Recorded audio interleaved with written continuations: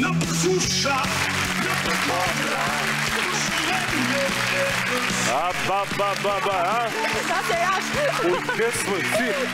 Si do të lija unë të bije ti o trëndafili I pari pranverës. Sa e bukur ishte kjo, një trëndafili bardh që simbolizon miqësinë dhe dashurinë e pastër.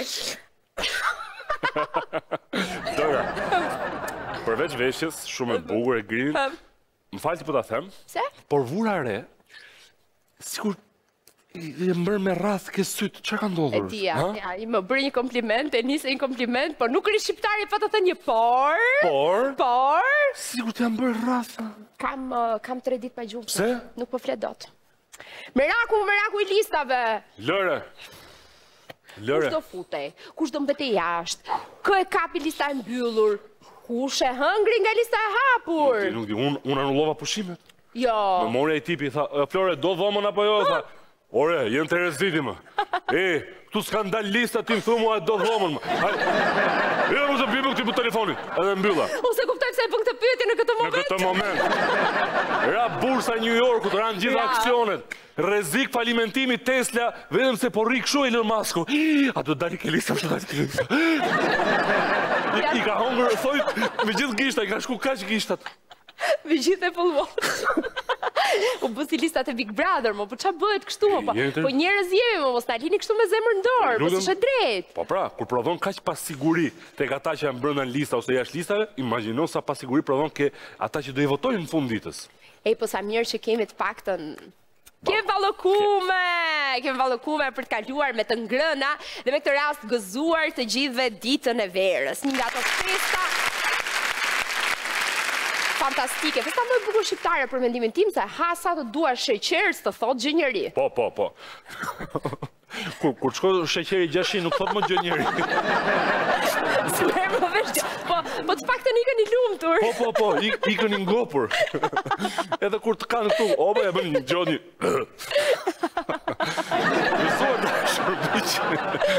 Festën e bukur të ditës verës që unë mund ta them me plot gojën që është një fest që tregon edhe një tjetër gjë, harmoninë fetare që ka këtu, sepse ndërkohë që feston një fest pagane, siç është festa e verës, festohet paralelisht edhe Ramazani, ha? Shumë bukur. Kjo është e bukura që kemi ne në Shqipëri.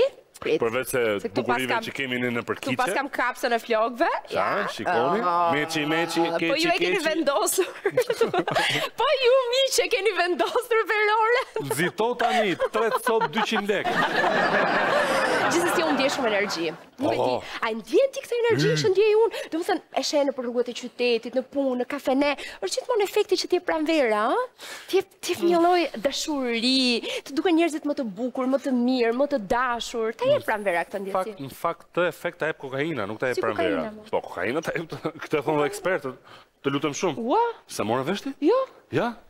Shqiptarët kanë konsumin më të lartë të kokainës në Europë nga përdoruesit e drograve. Po. Zyrtarisht, po. Urime gjithë, gëzuar ditën e verës, zyrtarisht jemi kampion të kokainës në Europë. Dhe më në fund kryesojmë një listë që s'ka lidhje as me korrupsionin, as me varfërinë, dhe as me sportin. Bravo. Bollmë duke na trajtuar si të varfër e si të korruptuar. Ne jemi thjesht të droguar. Po. Shko me la makinë, thot ai, a do ta ngrofi pjanë më lënë. Edhe ti, e s'na del, po normal që s'del. Por, unë një gjë nuk kuptoj. Se thonë që kokaina t'jep eufori, pra të mban këmbë.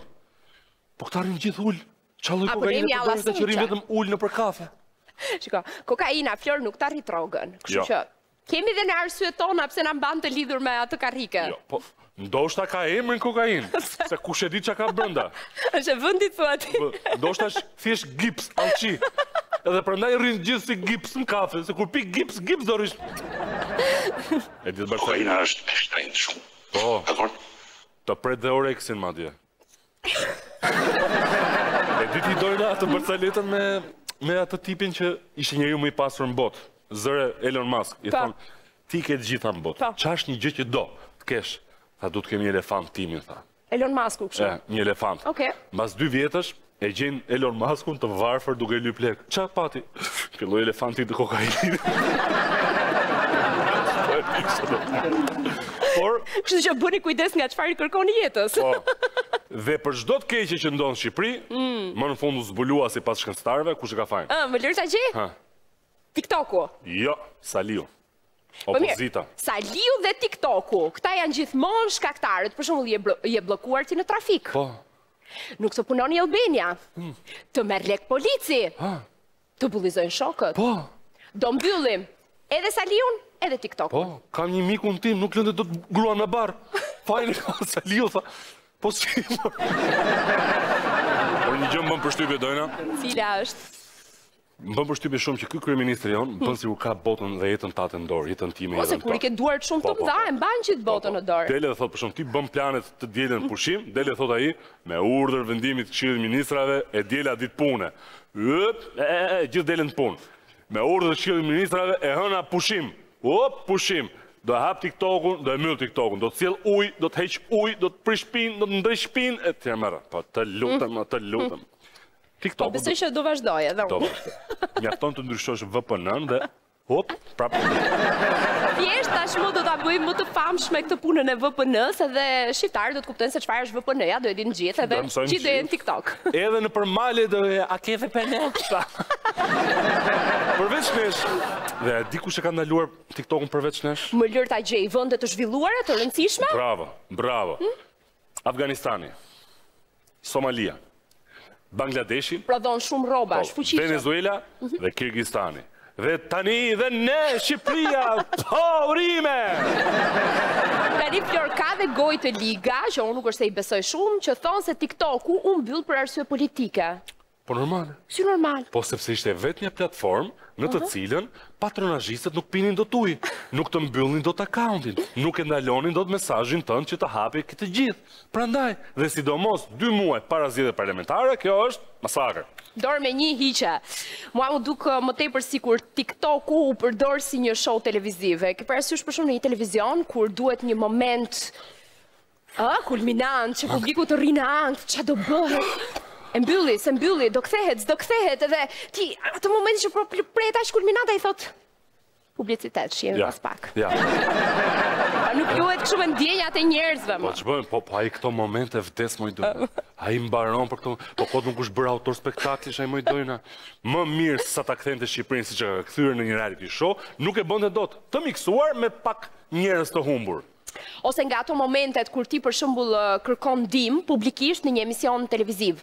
Ato momente shumë të ndjera ku moderatori i mbush ato syt me lot, ato gratë në publik i merret fryma, mbajnë frymën, janë gati për të qarë, po sigurisht gjithmonë shoqëruar me një sponsor bujar që është gati të ndihmojë personin në nevojë. Dhe është ky momenti? Është ky momenti. Publicitet. E ka provuar dhe u të dojnë. Si ke provuar më? Kishe hyrë mishin? Më kishe hyrë thojnë mish? Jo, është e keqe shumë, s'ke faj. Edhe thash, po shkoj ke mjeku. Pas edhe, pse shkoj ke mjeku? Por mund që e hallet live televizor. E vola. Fola dhe ata producentët më futën ke rubrika trupi, sponsori dhe shërbeti. Edhe pa ta fatë se doli një sponsor. Doli një sponsor? Po. Po fantastike. Po çfarë ndodhi pastaj? Ta shpëtuan ty gishtin? Më dha një çaj dhe një luk, përzije, tha. E përzija, iku. Si iku? Iku. Kaq. U shërove? Jo. Si jo? Përova me lektebia. Fakt, historia që ne do ju sjellim tani është vërtet serioze, sepse një vajzë me një problem shëndetësor u përdor për të krijuar një moment që u bë tragjedia perfekte televizive. Ama u fikën dritat e studios. U mbyll spektakli. Po të marrin vesh se ç'a ndodhi më mbas, se zakonisht situatat e vërteta ndodhin pikërisht në prapasken. Piranja jonë më e re e Dona na ndihmon për të kuptuar tranzicionin e dhimbshëm nga një reality show në jetën e vërtet. Ndiqim.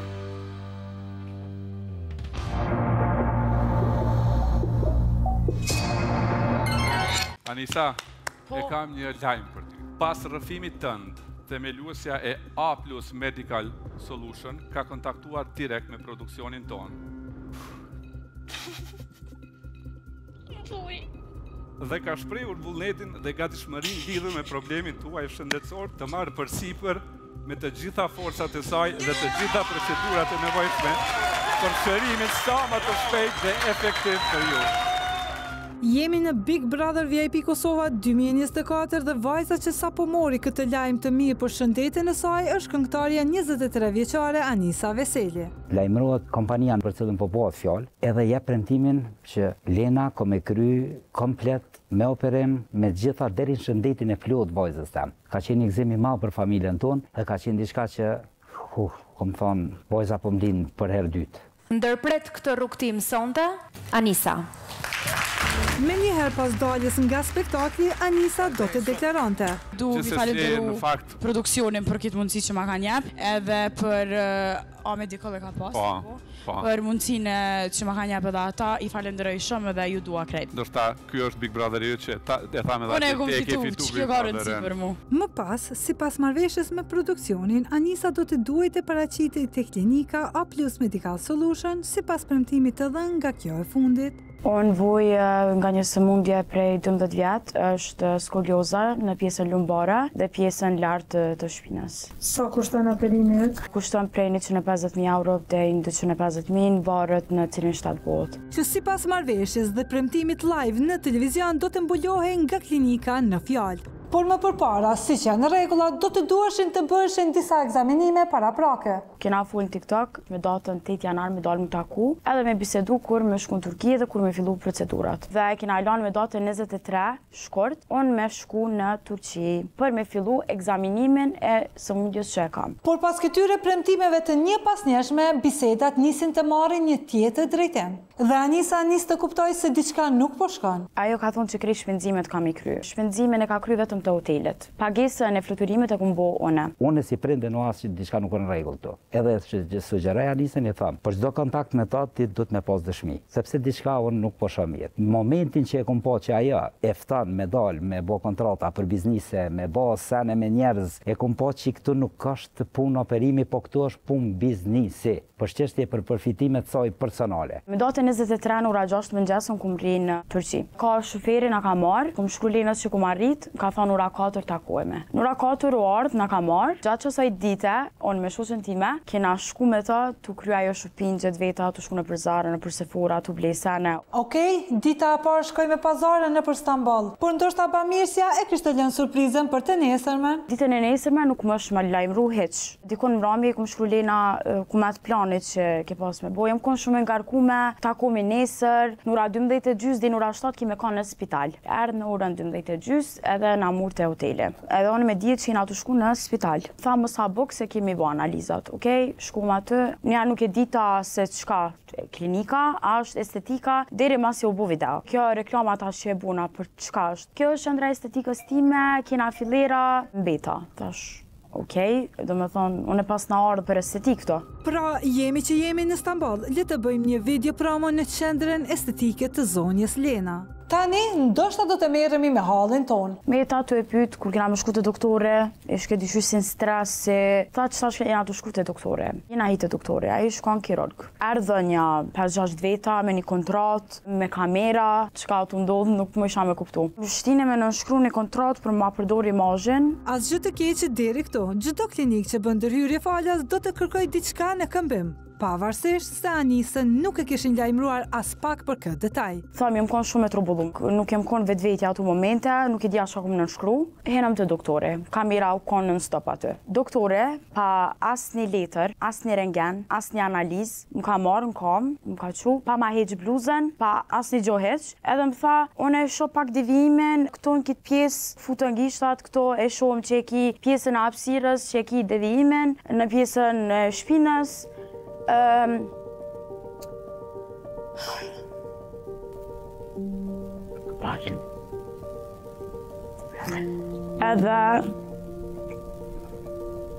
isha të i bëhë pyetje doktorit. Edhe unë do me thonë, krejt konsulta deri sot që i kum bo, nuk mujnë me dalë 20 mjek budal e një i meqë. me më thonë që në qëse e bën këtë operim është vetëm estetik. Thënë shkurt, ndërhyrje nuk do të kishte. Mjeku bashkëpunëtori A+ Medical Solution e konsideron të ndërhyrje një luks të tepër të natyrës estetike. Sipas mendjes tam, tash nuk e di, shumë menoj që këtu ka një marrëveshje. Teksa doktore, specialist, kirurg, thotë që nuk i nevojë për operim, kjo është vetëm estetik. Unë nëse ti kishe pas nevojë për operim, kisha marrë direkt, kisha shtin sallë të operimet, nuk peshot arsyeshme. Që aty Anisa me kuptu që diçka këtu nuk është në rregull. Dikush mund të mendoj që, okej, ndoshta mjeku mund të ketë patur të drejtë, por Anisa, përpara se të shkonte tek ai mjek, ka bërë vizita pas vizitash e kontrolla pas kontrollash që në moshën 12 vjeçare. Dhe përgjigja ka qenë e njëjtë, duhet të operohej. Nëse ai shkon kirurg tamam, nëse ai e kish pas rentgenin, i kish pas analizat krejt, kish pas ndoshta drejtë dhe më thonë që nuk i nevojë për këtë operim, më është me kry me fizioterapi edhe sene tjera. Sidoqoftë, vajza ruan qetësinë dhe kërkon të informohet për strategjinë kuruese të këtij mjeku të sapo njohur. Anisa më bë pyetje sa kohë kam unë për me kry këtë operim, a kam me pas dome nëse se kry operimin. Doktori prap i meqëm tha, unë po të laku 6 muaj deri në vet. Fillon me fizioterapi, me fitness, këshire gjendje, nëse ki dhimbje të mëdha, pa përballueshme, atëherë normal që do të më kryej operime. Pas kësaj vizite, të cilën me shumë mundësi mund ta kishte mbuluar vetë financiarisht, Anisa insiston sërish te bamirësja, e cila vendos ta dërgojë në një tjetër klinik, por në Stamboll. Kuptohet duke dokumentuar çdo gjë për rrjetet sociale. Shkum te spitali tjetër. Si jam dal prej shoferit me kamera non-stop prap. Henëm te doktore, mu më pëlqej se u kon tamam si konsultat që më kry one në Kosovë, më ka mat tamam, më ka këshyr, më ka shtri, më ka prek në pjesë të trupit ku kam dhimbje, edhe më ka thonë Anisa, unë e pesha që njënën kom e ki pak ma shkurt se tjetrën, pesha devijimin, ka mundësi ti me shku njarë me bu një rentgen, me këshyrun e tamam, mrena qysh është gjendja. Gjithçka brenda standardeve, ashtu siç do të duhet të veprante edhe mjeku i parë. U kry rentgene, doktore mu më tha. 42. And the corresponding one, the other side is at 33 degrees around. And you have a discrepancy between your shoulders. The left shoulder is half a centimeters lower than the right one. This has to be operated. If I don't do the operation, can this make damage? Yeah, it's going to get worse. Does this damage the organs? Actually, it causes some compression in the intra-abdominal organs, okay? Okay. And also some compression in the lungs, also in time. But even if it does not cause that problem, this will cause some main problems for the patient. Just as you said, so you have pain in the back. Yeah. Also, there's some imbalance on your torso. Okay. Por këtë duhej se pari ta kuptonte pronarja e A+ Medical Solution, e cila e kishte marrë Anisën deri në Stamboll për një konsultë mjekësore. Dhe padyshim për publicitet të klinikës me të cilën bashkëpunonte. Momentin kur e kontaktova Lenën, tash Lena thash mu ky doktori po më thot ndryshe. Ai po më thon ndryshe. Tha Leta se ajo është kirurg i trurit. Ta e bujnë ta vesh përpara. Kjo përgjigje që ka brenda cinizëm dhe mos përfillin nga dikush që i besante, e shton edhe me tej mosbesimin tek Anisa, e cila nis të vuaj këtë situatë të re që ju krijua. Kjo smundje që e kam unë nuk është hajgare. Nuk është diçka dikush mu më mashtru dhe me dal me bo këtë senë dhe më fund me ma qit gishtin mu dhe me ma akuzu që unë e kam faj. Jo, unë nuk kam faj se unë nuk jem dal. Me thonë A+ Medical Solution ma kry këtë operim. A+ Medical Solution, Albu Lena Krasniqi, për ndryshe Lena Krasniqi, ka dal në Big Brother, VIP Kosova, ka thonë, une ka me ta ofru ty shërimin sa ma të plot. Por Lena edhe një herë ndryshon fjalët dhe me të njëjtin cinizëm i jep këshilla të panevojshme 23 vjeçares. Fola prap me Lenën, çka me botash. Ti tham baje tash me produksionin mirë, shkon intervistat e ta dhe falet keq që shumë të kumar atje dhe të kum çu edhe sene, edhe këtë e pash që okej, kjo ku ka të më shfrydzu mu, ma pas ka shfrydzu imazhin mu, pas ka përdor mu për vjusa, për klikime, për me marrë klienta pi meja, kur mu asnjë trajtim shëndetësor nuk mu ka bo. Çka është trajtim shëndetësor ma bo një rentgen edhe një analizë zhokut? Çka është që mu m'dimon është operime? Tash, për operim mu nuk po ma qil telefoni kërkosh më ka dzu që ka mu bo, ose s'ka mu bo. Këtu na duhet të saktësoj mirë diçka. Lajmi për ndërhyrje i është dhënë Anisës nga moderatori i Big Brother në Klan Kosova, por më Më përpara ka qenë A+ Medical Solution që ka shprehur gatishmëri për shërimin e saj, pas një kërkese të produksionit. Fakt që e vërtetojnë edhe këto mesazhe mes zonjës Albulena Krasniqi dhe zyrës së marketingut pranë këtij televizioni, pasi u kuptua që gjërat nuk po shkonin si duhet dhe ky akord mes palëve po shkelej. Asnjë fjalë soi nuk u kon çka kena folur na më herët. Ai zyrës ligjore ka nxjerrë telefonin edhe tekstin që jepet Big Brother e merr edhe ja lexon lesnës veç pjesën ku thotë që ne do t'i përmbushëm të gjitha dhe do t'i kujdesemi për Anisën deri në shërimin e plotë të saj. Edhe në momentin që ja lexon ai zyrës ligjore, ajo thotë kur po doni me bë operacionin. Tham nesër. Thot tani, a je gatshëm me orë në Turqi? Thash po. A e di që Anisa ka me mirë pasy? Thash nasht. E pruna veten qatë gjendje si prind, edhe fjalë tek qia që më thëke për çik mundet me të dëmtuar, thash po, unë nënshkruaj. Brana dite unë veja nënshkruaj. Kur po bëhet çit jo, në rregull ena. Edhe më jap dorën edhe thot që nesër do t'ju kontaktoj, brana javës do t'u dhani për Turqi dhe më bë operacionin ani. Por ky premtim harrohet në mbrëmjen e të njëjtës ditë, kur Lena, për të qenë e sigurt edhe nga ana ligjore me 23 vjeçaren, i dërgon një email. Shkoj te shpiona, vjen mu një email prej Lenës që unë i kum kryer detyrimet ndaj josh. Paradoksi tjetër në këtë histori është se ndërkohë që Anisa po lufton për të drejtën e saj të mohuar, pronarja e A+ Medical Solution publikon në rrjetet sociale të kompanisë videot e realizuara në Stamboll dhe duke i shitur si sukses të punës së saj, që në fakt nuk e kishte bërë. Non-stop ka postu, do me thonë, prej që asoj dite që jam shku, ka postu video që unë jam aty, unë jam shku, unë jam të kry konsultat, njerëzit ka minu që jam të operu. U konë shumë shqetësuese se të isha unë po darë rëndëse, derisa u detyrova unë me qitë një story që jo nuk jam të kry operimin, unë këto konsulta, këto rengena, këto analiza kisha mojtë atë në Kosovë mi kry dhe i kum kry prej 12 vjet. Situata shëndetësore dhe nevoja emergjente për ndërhyrje kishte krijuar një ngarkesë të madhe psikologjike tek Anisa e nisur qysh në vitet e para të jetës. Ka shku në për shkollë, e kam bullizu, kam fol fjalë që une ju mbasi prind që s'pin dëgjaj. Në moment kur jam kanë shumë keq psikologjikisht, tu menu gjonat që jam i bo vetës për këtë aspekt, u ka një moment që i ku marri kum gju krejt raportet, edhe vesh kum dasht me jap dorëheqje për këtij sene. Edhe tash ajo që shto po munot me nxjerr veten që ti ja ke nis pi fillimit. Jo, nuk ja kum nisur pi fillimit se unë veç shkoj në spital edhe më nxjerr raportet çon e diagnozën e kum pas. Unë nuk jam shku në Turqi, domethënë për më fotografu, as me mbo video, po jam shku për shërim temen. Mashtrime të njëpasnjëshme, shfrytëzim për publicitet dhe talje me një vajzë e cila i ka shtrirë dorën për t'i kërkuar ndihmë. A duhet ndalur sa më parë kjo zonja, që duket se nuk e ka as pak problem të luaj me ndjenjat e njerëzve. Për këtë, organizojmë një takim në Prishtinë me një kliente të supozuar, që në realitet është një pjesëtare e stafit tonë. Erdhi. Lena duke shumë e lumtur që po takon një kliente të re, pa menduar as pak se do të duhet të përballet me viktimen e mashtrimit të saj. Si? A i mira me mula që a ju këngoj diçka? Jo, takim për momentin, jo pacientat mi. Nëse të më taku vi ule me ty. Jo, s'ka problem, që shtash për më taku. Të kom që po vitet, s'ka vëdina. Përshëndetje Lena, e Dona nga misioni Pirania. Gëzohem, përshëndetje. Jo me... Okej, po fillimisht po du me ditë se çfarë problemi keni me Anisën që okej, tamam, gëzohem. Nuk e kisha prit këtë, unë jam e shokume. Unë problem me Anisën nuk kam, përkundër. Se s'po ja kryeni pra operimin Anisën? Ndëgjon. Po ja përdori imazhin. Kompania A+ Medical Solution e ka dhënë premtim, të cilin Anisa ka qenë në dieni qysh prej ditës së parë. Edhe ju nuk e keni përmbajtur? Jo, ndëgjon. A mund e me u përgjigj, ma si më pyte? Nuk është përmbajt, sepse na kena pas biseda ndryshme me... Nuk ndoket në rregull. Pse keni bë blok Anisën apo me... Jo, na nuk e kemi bë blok Anisën, Anisa është në... është me emaila në komunikim me... Në email ke thonë që i ke kry detyrime ndaj meje. Në rregull, dëgjon. Se pe përdor imazhin e Anisës, dëgjon. përdor këtë... E Dona, na e kemi dhënë dhuratën tonë. Ajo ka qenë ekzaminimi i smundjes. Unë e kom dhënë një dhuratë, dëgjom, unë e kom dhënë një dhuratë e kom përfundu. E kom përfundu. Ato shka deklarohet shkruaj që shërimin sa më të plot. E shërimi i plot për Anisën. Jo sa më të plot, jo sa më të plot. Me sa duket s'qen ke se pas ke lexu. Ti e ke dhënë një vullnetar apo e ke dhënë për pak likime apo? Kjo është për më për mua pa di, nuk është në rregull. Mas tek aty në të mirave që ti kemi bë. Na e kemi kry, A+ e ka kry përgjegjësinë e vet. Na e kemi kry.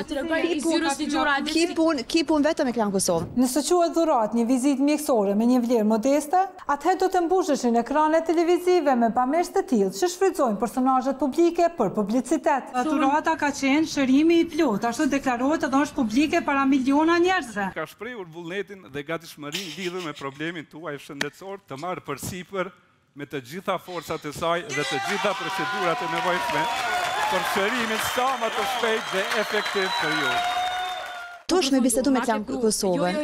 Momenti kër na dalë me ligjzorin të produksionit, ti ja ke dorën babës tem që kemi kryu operimin brenda javës. Tamam. A më nësh me lom telefonin si na të diskutu? Jo. Keton që kemi kry operimin. Para babës tem, a jape dorën që kemi kry operimin.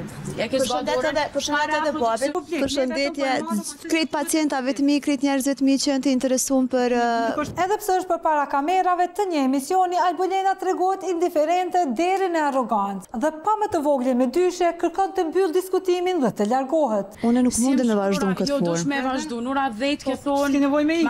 Jo, dëgjam, na e kemi, dëgjam, unë kam 2 avokat dhe lidhje Jo, Anisa ka qenë musafir, dëgjom, Anisa ka qenë musafiri jemi, dëgjom, musafiri jemi ka qenë shumë e lumtur, shumë e kënaqur, sa kemi kaluar zakonisht mirë në Istanbul. Për të kuptuar se sa e lumtur ka qenë Anisa, mjafton të shohim këtë mesazh dërguar Albulenës.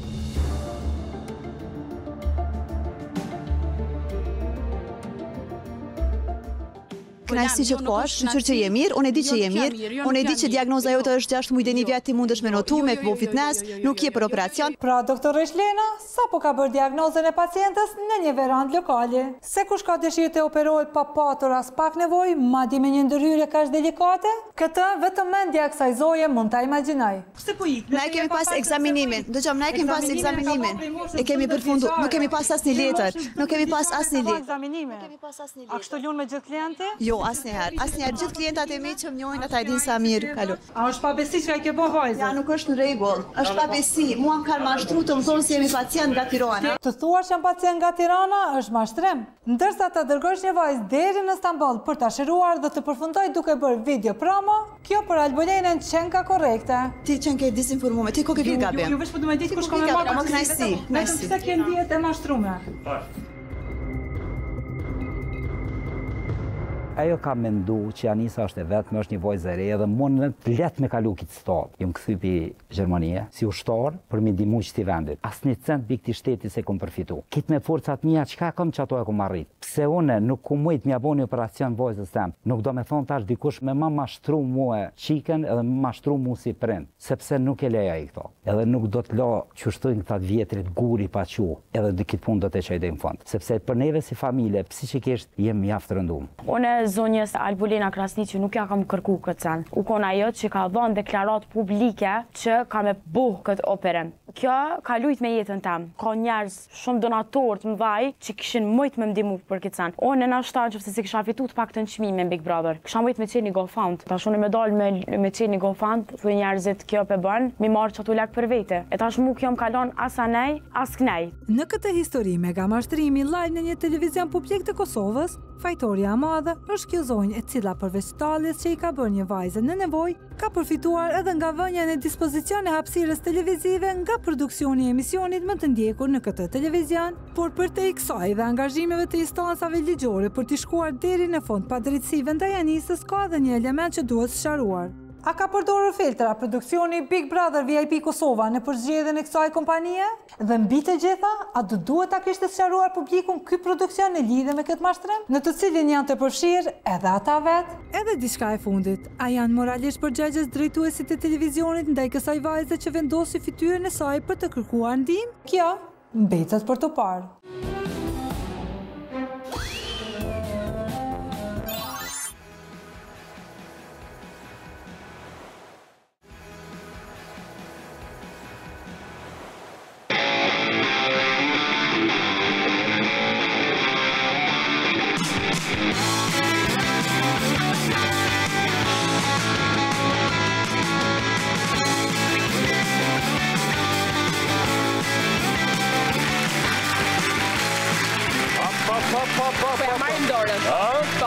Me këtë këngë që arrit në Durrës për 3 minuta. Javën e kaluar. Vitesh do jemi? Javën e kaluar dashumiq të gjithë pa me zë dhe figurë dhunën e dukshme që shtetasi Dorisen Çepaj ushtroi la të dërguarve tan dhe mjeteve tona të xhirimit. Dhe kur themi të gjithë e pam, nënkuptojmë edhe policinë edhe prokurorinë. Madje ata e pan para të gjithëve. Avant première. Qanë. Me kokoshka falas dhe pa reklama. Unë në fakt po prisa në Netflix të dilte. Unë prandaj e pagova. Po, serinë e dytë. Megjithatë, edhe pse të gjithë i pamjet, nuk mjaftuan që prokurori Olsi Vasiu të niste procedim penal, as për kanosje, as për shkatrim të pronës. Dhe këtu linin dyshime për tolerimin e një krimi. Mbetet vetëm t'i shtrojnë tapet të kuq që sa hera i shkon në komisariat, të shkoj si zotri. Madje nuk ka nevojë as t'i çojnë më letër kështu më, siç e çojnë gjithëve, që jo, më këto detyrim paraqitje, këto, jo, më fare, vendos ai vet. Se kur shkon, merr në telefon, thot, a di çik se kam thirr, ha? Si e ke sot? Kur e ke përmbar? Të bish. Po kaloj çik sot, ha? Kam i gjysmëmor, si thua. Kur do shti si urdhron? Dhe gjykatësi nuk e jep vetë vendimin. I thot ai, ma shkruaj kështu. Siguro. Por ne shkuam dhe të interesohemi në prokurori pa tapet kuq. Sigurisht, kushta e shtron e tapet në kuq. Ne edhe kur e shtrojmë vetë na e marrin. Se si një biznesmen. Vetëm se nuk morën vesh, a i tha për të thënë ca gjëra, po s'morën vesh që tha. Pra, unë thashtë se isha e vetëmja. Tani, kush është specialist i leximit të buzëve, ju lutem, na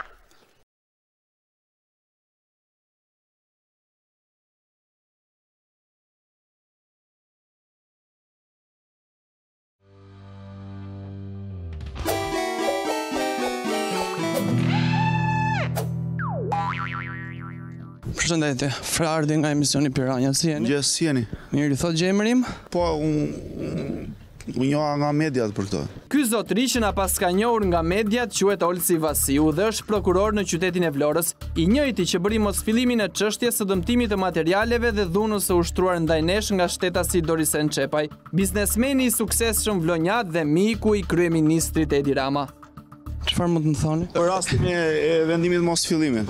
Unë jam shprehur me vendim, ndërua. Duke që se jam shprehur me vendim, ju keni gjithë drejtën e botës që të bëni ankimim për këtë. E kemi bërë një ankimim, një ditë më vonë, kam shkuar në prokurori dhe në gjykatën e Vlorës dhe nuk është. Po ankimi nëse është administruar, është në gjykatën e Vlorës. Nuk del gjë. Mirë, faleminderit, mirëpafshim. Ankim s'ka gjykundi, por do e gjejmë edhe atë. Vendimi juaj për mos fillim është i drejtë? Unë jam shprehur për atë vendim. Kështu që ja lëm gjykatës për djema edhe pastaj. Prokurori me sa duket që ka në dieni të ngatresës qëllimshme që është bërë mes prokurorisë dhe gjykatës për të zhdukur dokumentet tona. Ndaj i qetë kërkon që të shprehet gjykata. Por t'ju rifreskojmë pak historinë se përse kemi ndaluar një prokuror në mes të rrugës dhe për cilin vendim mos fillimi po e pyesim, bëhet fjalë për vendimin e datës 1 gusht 2024, që lidhet me një ngjarje të muajit korrik të po të njëjtit vit, kur ne shkuam në ambientet e biznesit të zotit Dorisen Çepaj për të kërkuar një reagim nga ai lidhur me disa pretendime të fqinjës së tij. Kam përfituar tokë bujqësore me ligjin 7501 në fshatin Oshtim. Kjo firma ka filluar të hedhë dhera. Edhe unë kam shkuar e kam takuar pronarin Dorisenin, përse i ka hedhur këto dhera, jo po pa dashje, jo ashtu, jo kështu. E kam kaluar. Mbas disa kohë shikoj që ai hedh përsëri dhera. I them çfarë po bën? Kam bërë marrëveshje me një nga pjesëtarët e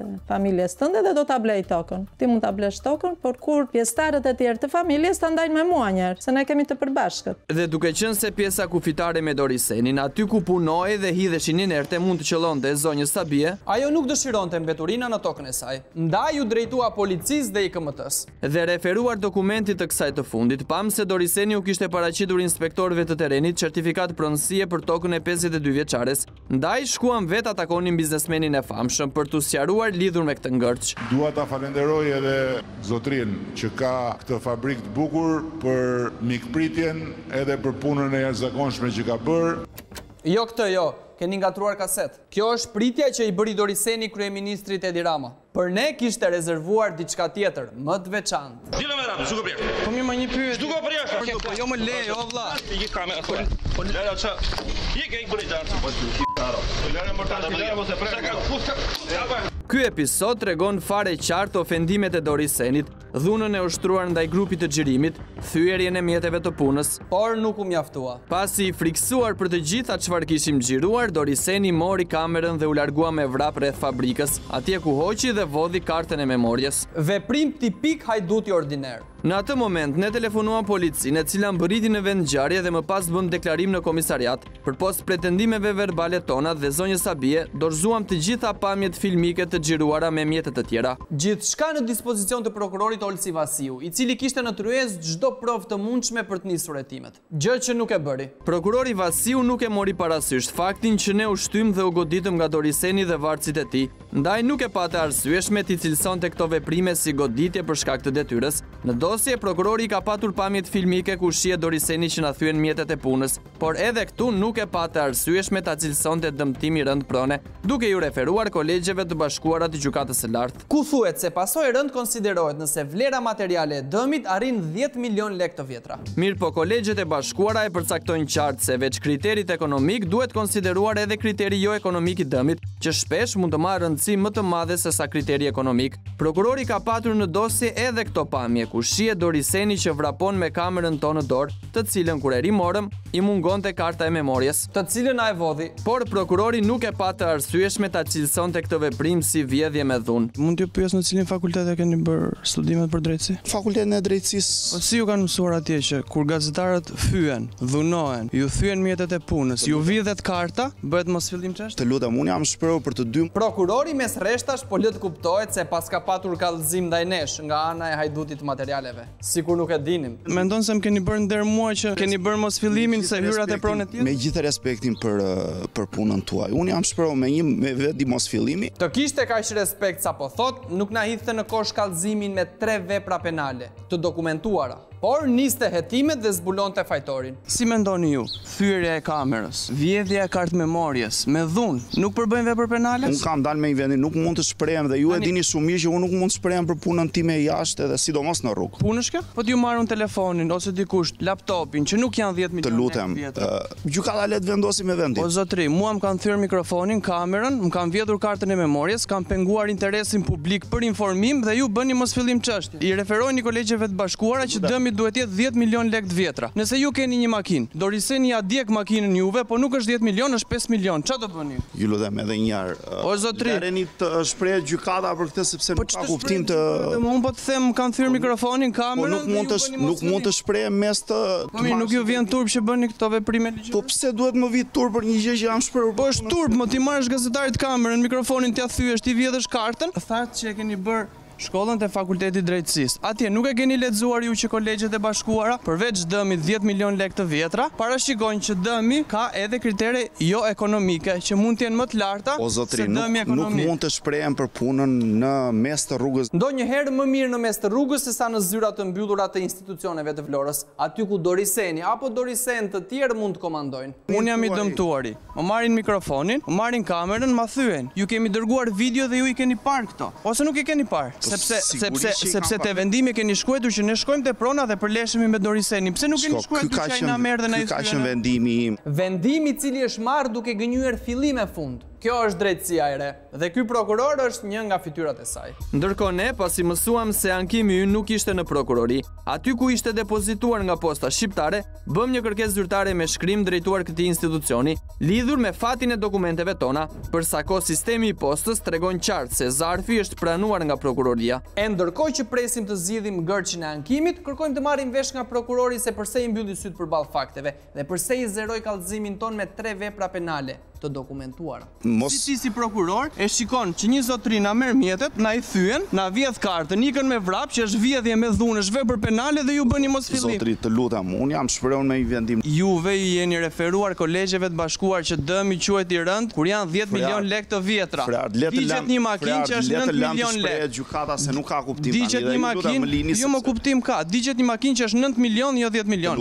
Nuk është dëm i rënd? Nuk ju vjen turpo zoti Vasiu, sinqerisht jeni prokuror. Me një vendim kam shprehur arsyetin tim. Ju shumë. Dhe ju duket i drejtë? Mua më është dukur i drejtë për të dyja palët sepse keni bërë dyja palët kallëzim. Kështu që të lutem. Ju më keni bërë nder mua? Jo, nuk keni mbrojtur nga Doriseni? Jo, unë kam vendosur atë që mendova se ishte e drejtë. Kështu që mendove? Po nuk është opinion publik drejtësia. Po nuk është opinion publik, le të janë lëmë. Me ligje, me nen. Prokurori si ata besimtarët e devotshëm që thonë të kam lënë Zotin. Ndërkohë ndryshon mendje dhe heq dorë nga vendimi për të shkuar në punë, duke u kthyer pas. Kamerat tona, mikrofonit duhet ishin mbi 10 milion që të na merrin parasysh. Shumë mirë që unë nuk mund të shprehem për këtë çështje, sidomos mes të rrugës. Tani që po e shikoni ose e keni parë në media, duket i drejtë vendimi i pat pamjet, na shan nga familja, ka thyer gjëra. Ky ka qenë qëndrimi im për momentin. Ky ishte vendimi im për momentin. Pastaj shohim e bëjmë. kemi të bëj me drejtësi momentale, mos kemi fjalë. Qofse gjykata mendon se vendimi im s'është drejt, le të shprehet. Po ju si mendoni, s'është i drejt vendimi ju? Argument për të qeshur në fakt. Sidoqoftë është justifikuar, po qesh nga halli. Vjedhje me dhunë nuk është vepër penale? Tani po luaj hyrja e mjeteve të punës. Lutem. Në fakt, në të gjitha pretendimet tona, parashtruar me detaje në episodin e kaluar, përmes ankimit që depozituam, por edhe në këtë ballafaqim me prokurorin, nuk ka lojra fjalësh, vetëm fakte. Po goditje për shkak detyrës, nuk është? Të lutem. Asnjë nga këto 3 vepra penale? Jeni mirë çma. S'do shkonin në punë sot? Jo, do shkojnë në punë, sigurisht që do shkojnë në punë, por lutem, duhet të shkojnë në punë. Suksese. Ju pash. Prokuror, është këtej puna, ande e shtëpia. Me sa duket, prokurori vendosi që atë ditë të punoj nga shtëpia. Inshallah s'po merr ndonjë vendim për momentin se keqe kemi punën.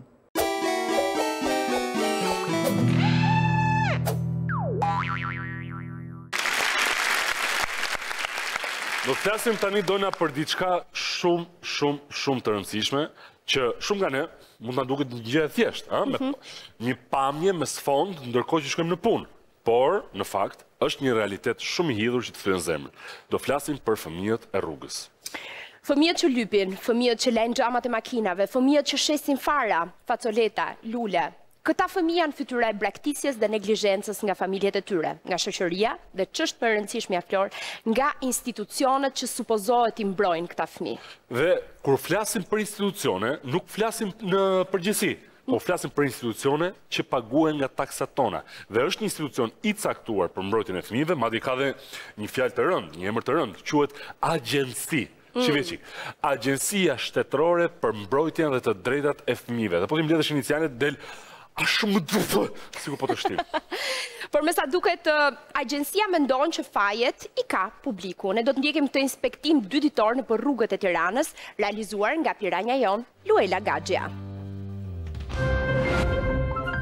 Kushdo nga ne, sa po del në mëngjes apo kur kthehet në darkë në shtëpi, përballet me pamje të tilla, ku fëmijë të pashoqëruar kërkojnë lëmosh, pastrojnë xhama makinash apo shesin fasoleta, fara, kikirik dhe lule.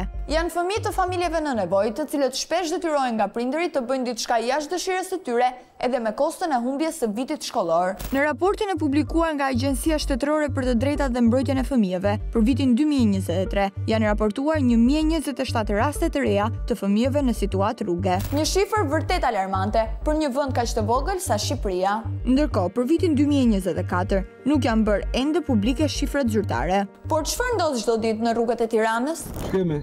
Për ditë këtu? Po. Qa moshe ke? 12. E dal heret? Po.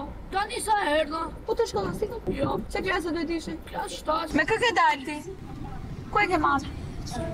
Del për ditë? Jo. Sa leke bërsa? Nuk e për akoma? Ke dal heret? I nga shkollë ti?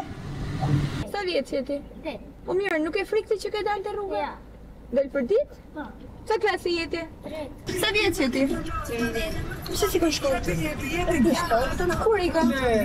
Ku e ke motrën? Edhe del për ditë? Vajza sheh kamerën dhe nuk je pas një përgjigje, por fakti që në orën 8 të mëngjesit është aty, tregon qartë se ky fëmijë nuk shkon në shkollë, ashtu si bashkëmoshataret e saj të intervistuar më përpara. Por cilat janë autoritetet që duhet të kujdesen për këtë kategori fëmijësh, të cilët në vend që të shkojnë në shkollë, kërkojnë lëmosh rrugëve të Tiranës. Në majtë të piramidës, për gjithë këto detyra në mbrojtje të fëmijëve, është një institucion i veçantë i cili quhet Agjencia Shtetërore për Mbrojtjen dhe të Drejtat e Fëmijëve. Roli kryesor pa diskutim është që të shërbejë si një katalizator në fushën e mbrojtjes dhe kujdesit të fëmijëve, sidomos në aspektin e politikave dhe standardeve të mbrojtjes së fëmijëve, por nga ana tjetër monitoron thuajse të gjitha institucionet, sidomos në nivel lokal, pra nivel e bashkive, çfarë bëjnë dhe si funksionojnë njësitë e mbrojtjes së fëmijëve, apo e kuptojnë edhe personat që janë përgjegjës për mbrojtjen e fëmijëve. Por sa realisht funksionon ky zinxhir institucionesh me në krye Agjencinë Shtetërore për Mbrojtjen e të Drejtave të Fëmijëve?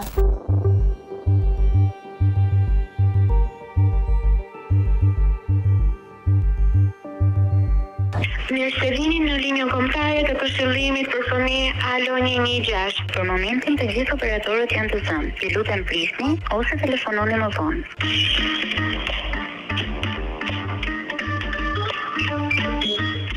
Telefonata e parë me operatorët e linjës kombëtare të Këshillimit për Fëmijë rezulton e pasuksesshme, por si shton, këmbgulja paguhet. Ka fëmijë të mjetur që ndodhen tu tek ura e Brylit.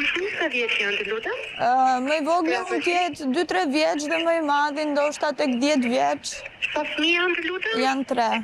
3 fëmijë.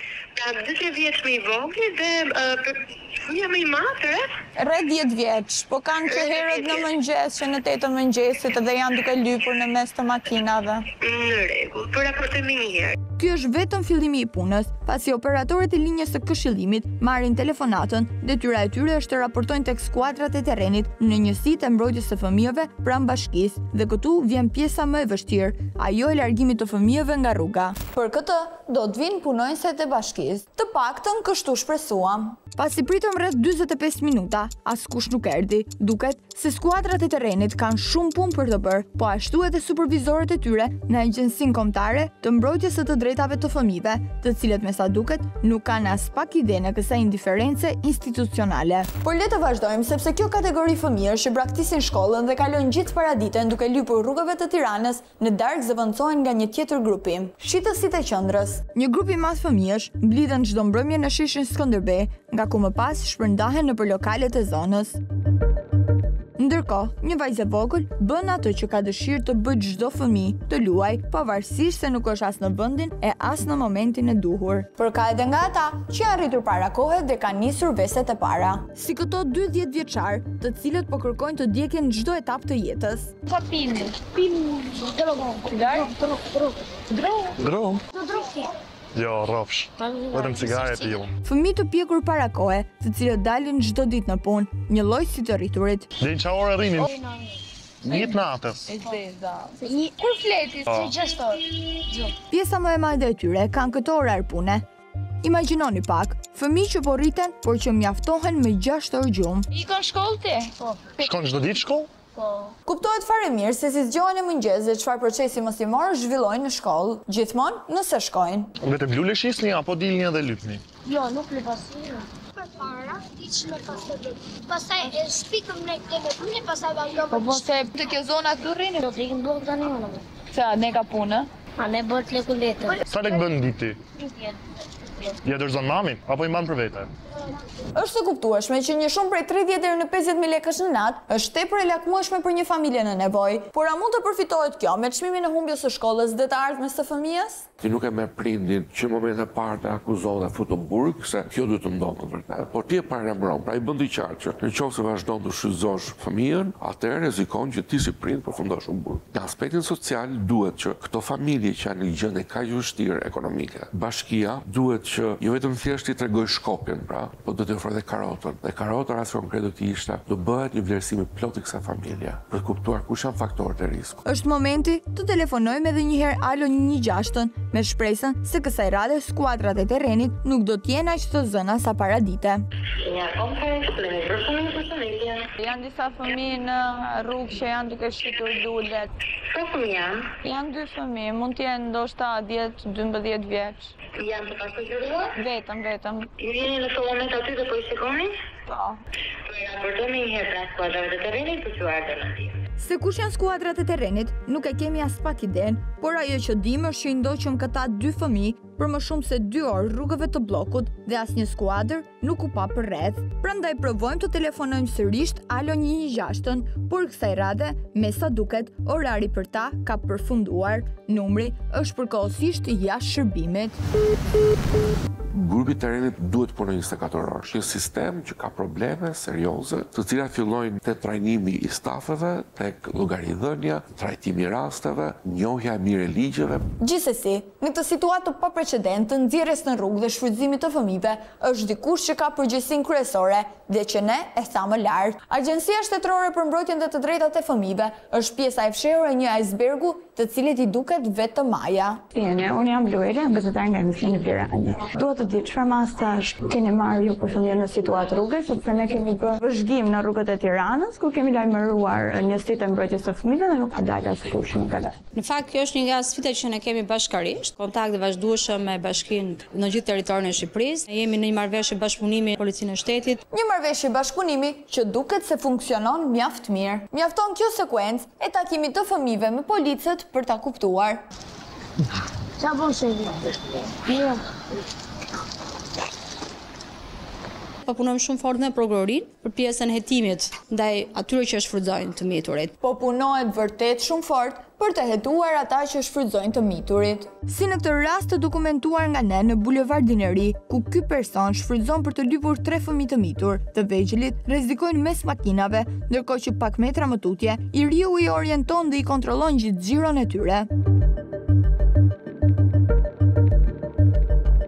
Dhe kur mendon që na u desh, vetëm një xhiro me makinë për ta evidentuar. Është një sfidë të cilën ne do kemi edhe me qytetarët të cilët i japin lëmoshën, pra që nuk duhet t'i japin. Pra fajtorët që fëmijët lypin ditë e natë, qenë kanë qytetarët që japin lëmoshë dhe jo institucionet që nuk kujdesen as pak për ta? Çfarë masash keni marrë për bashkinë? Keni gjobitur, keni bërë një vërejtje? Nuk është gjobe këtu. Këtu është çështje sensibilizimi, që ti me gjithë së bashku dhe ju si media dhe qytetarët që ky fenomen s'duhet ekzistojë më, nuk çfarë arrit me gjobe. Po ju si drejtuese, çfarë masë keni marrë për bashkinë? Patjetër që do veprojmë ne jemi gjithkohës në bashkëpunim me policinë, me strukturat e terrenit dhe po dalin bashkë sot. I marrin fëmijët, i çojmë në familje, ato përsëri dalin prapë. Ky është një sfidë që ne kemi gjithë së bashku, nuk është vetëm se e ka vetëm agjencia apo policia. Pra dhe qytetarët nuk duhet t'i japin lëmosh ndaj fëmijëve. Sërish qytetari fajtor. Pra kujdes, mos jepni lek për fëmijët e varfër, sepse zonja ju ngarkon me përgjegjësi. Jeni në dieni që Bashkia e Tiranës në 2 raste të faktë konstatuara nga ne nuk ka dalë në terren për t'i marrë ato fëmijë dhe për t'i çuar në qendrat përkatëse. Unë nuk e di domethënë për këtë gjë, se nuk është se jam informuar. Unë di të them që ne kemi çdo ditë. Jeni ju në krye të institucionit nëse keni informacion. Çdo ditë marrim çdo ditë fëmijën në nevojë për mbrojtje.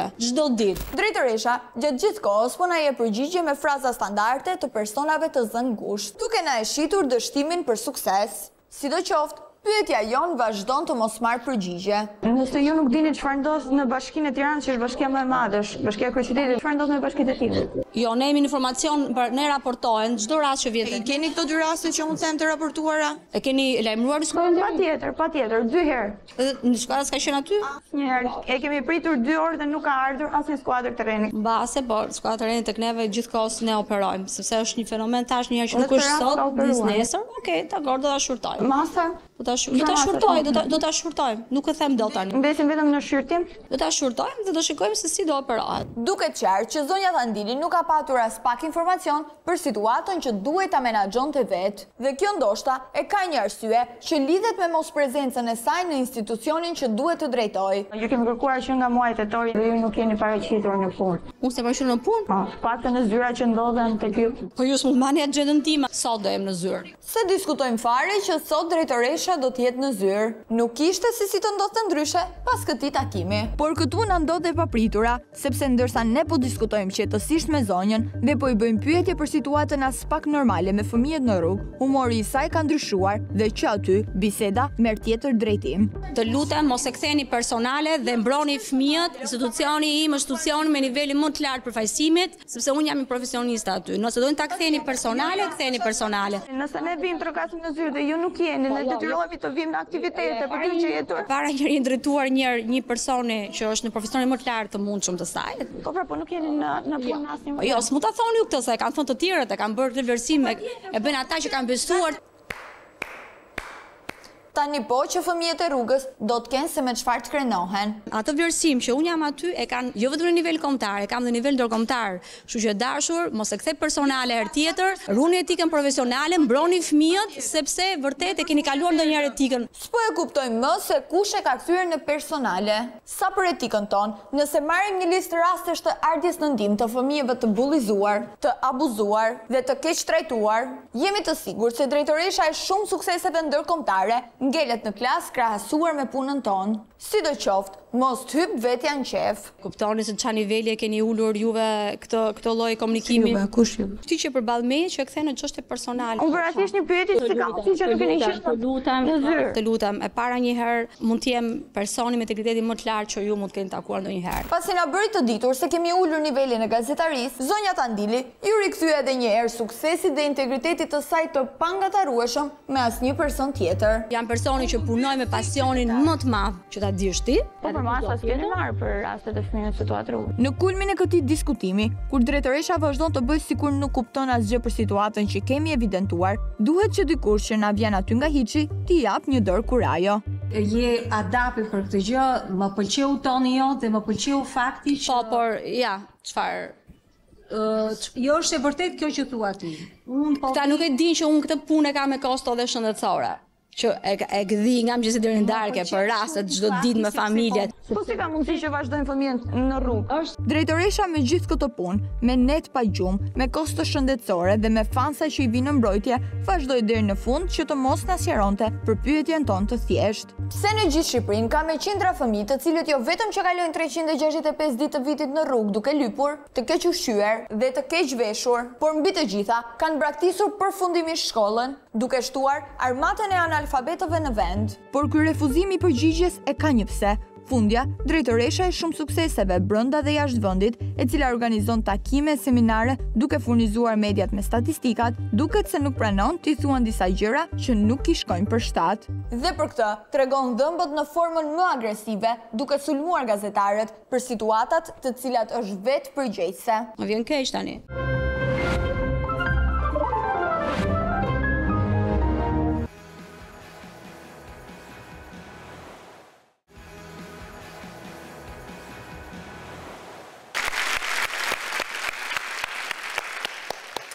Tani do të flasim për një problematikë që në fakt duhet marrësh 2 kokra aspirin pasi e sheh materialin se mban kjo zemër. Hajër.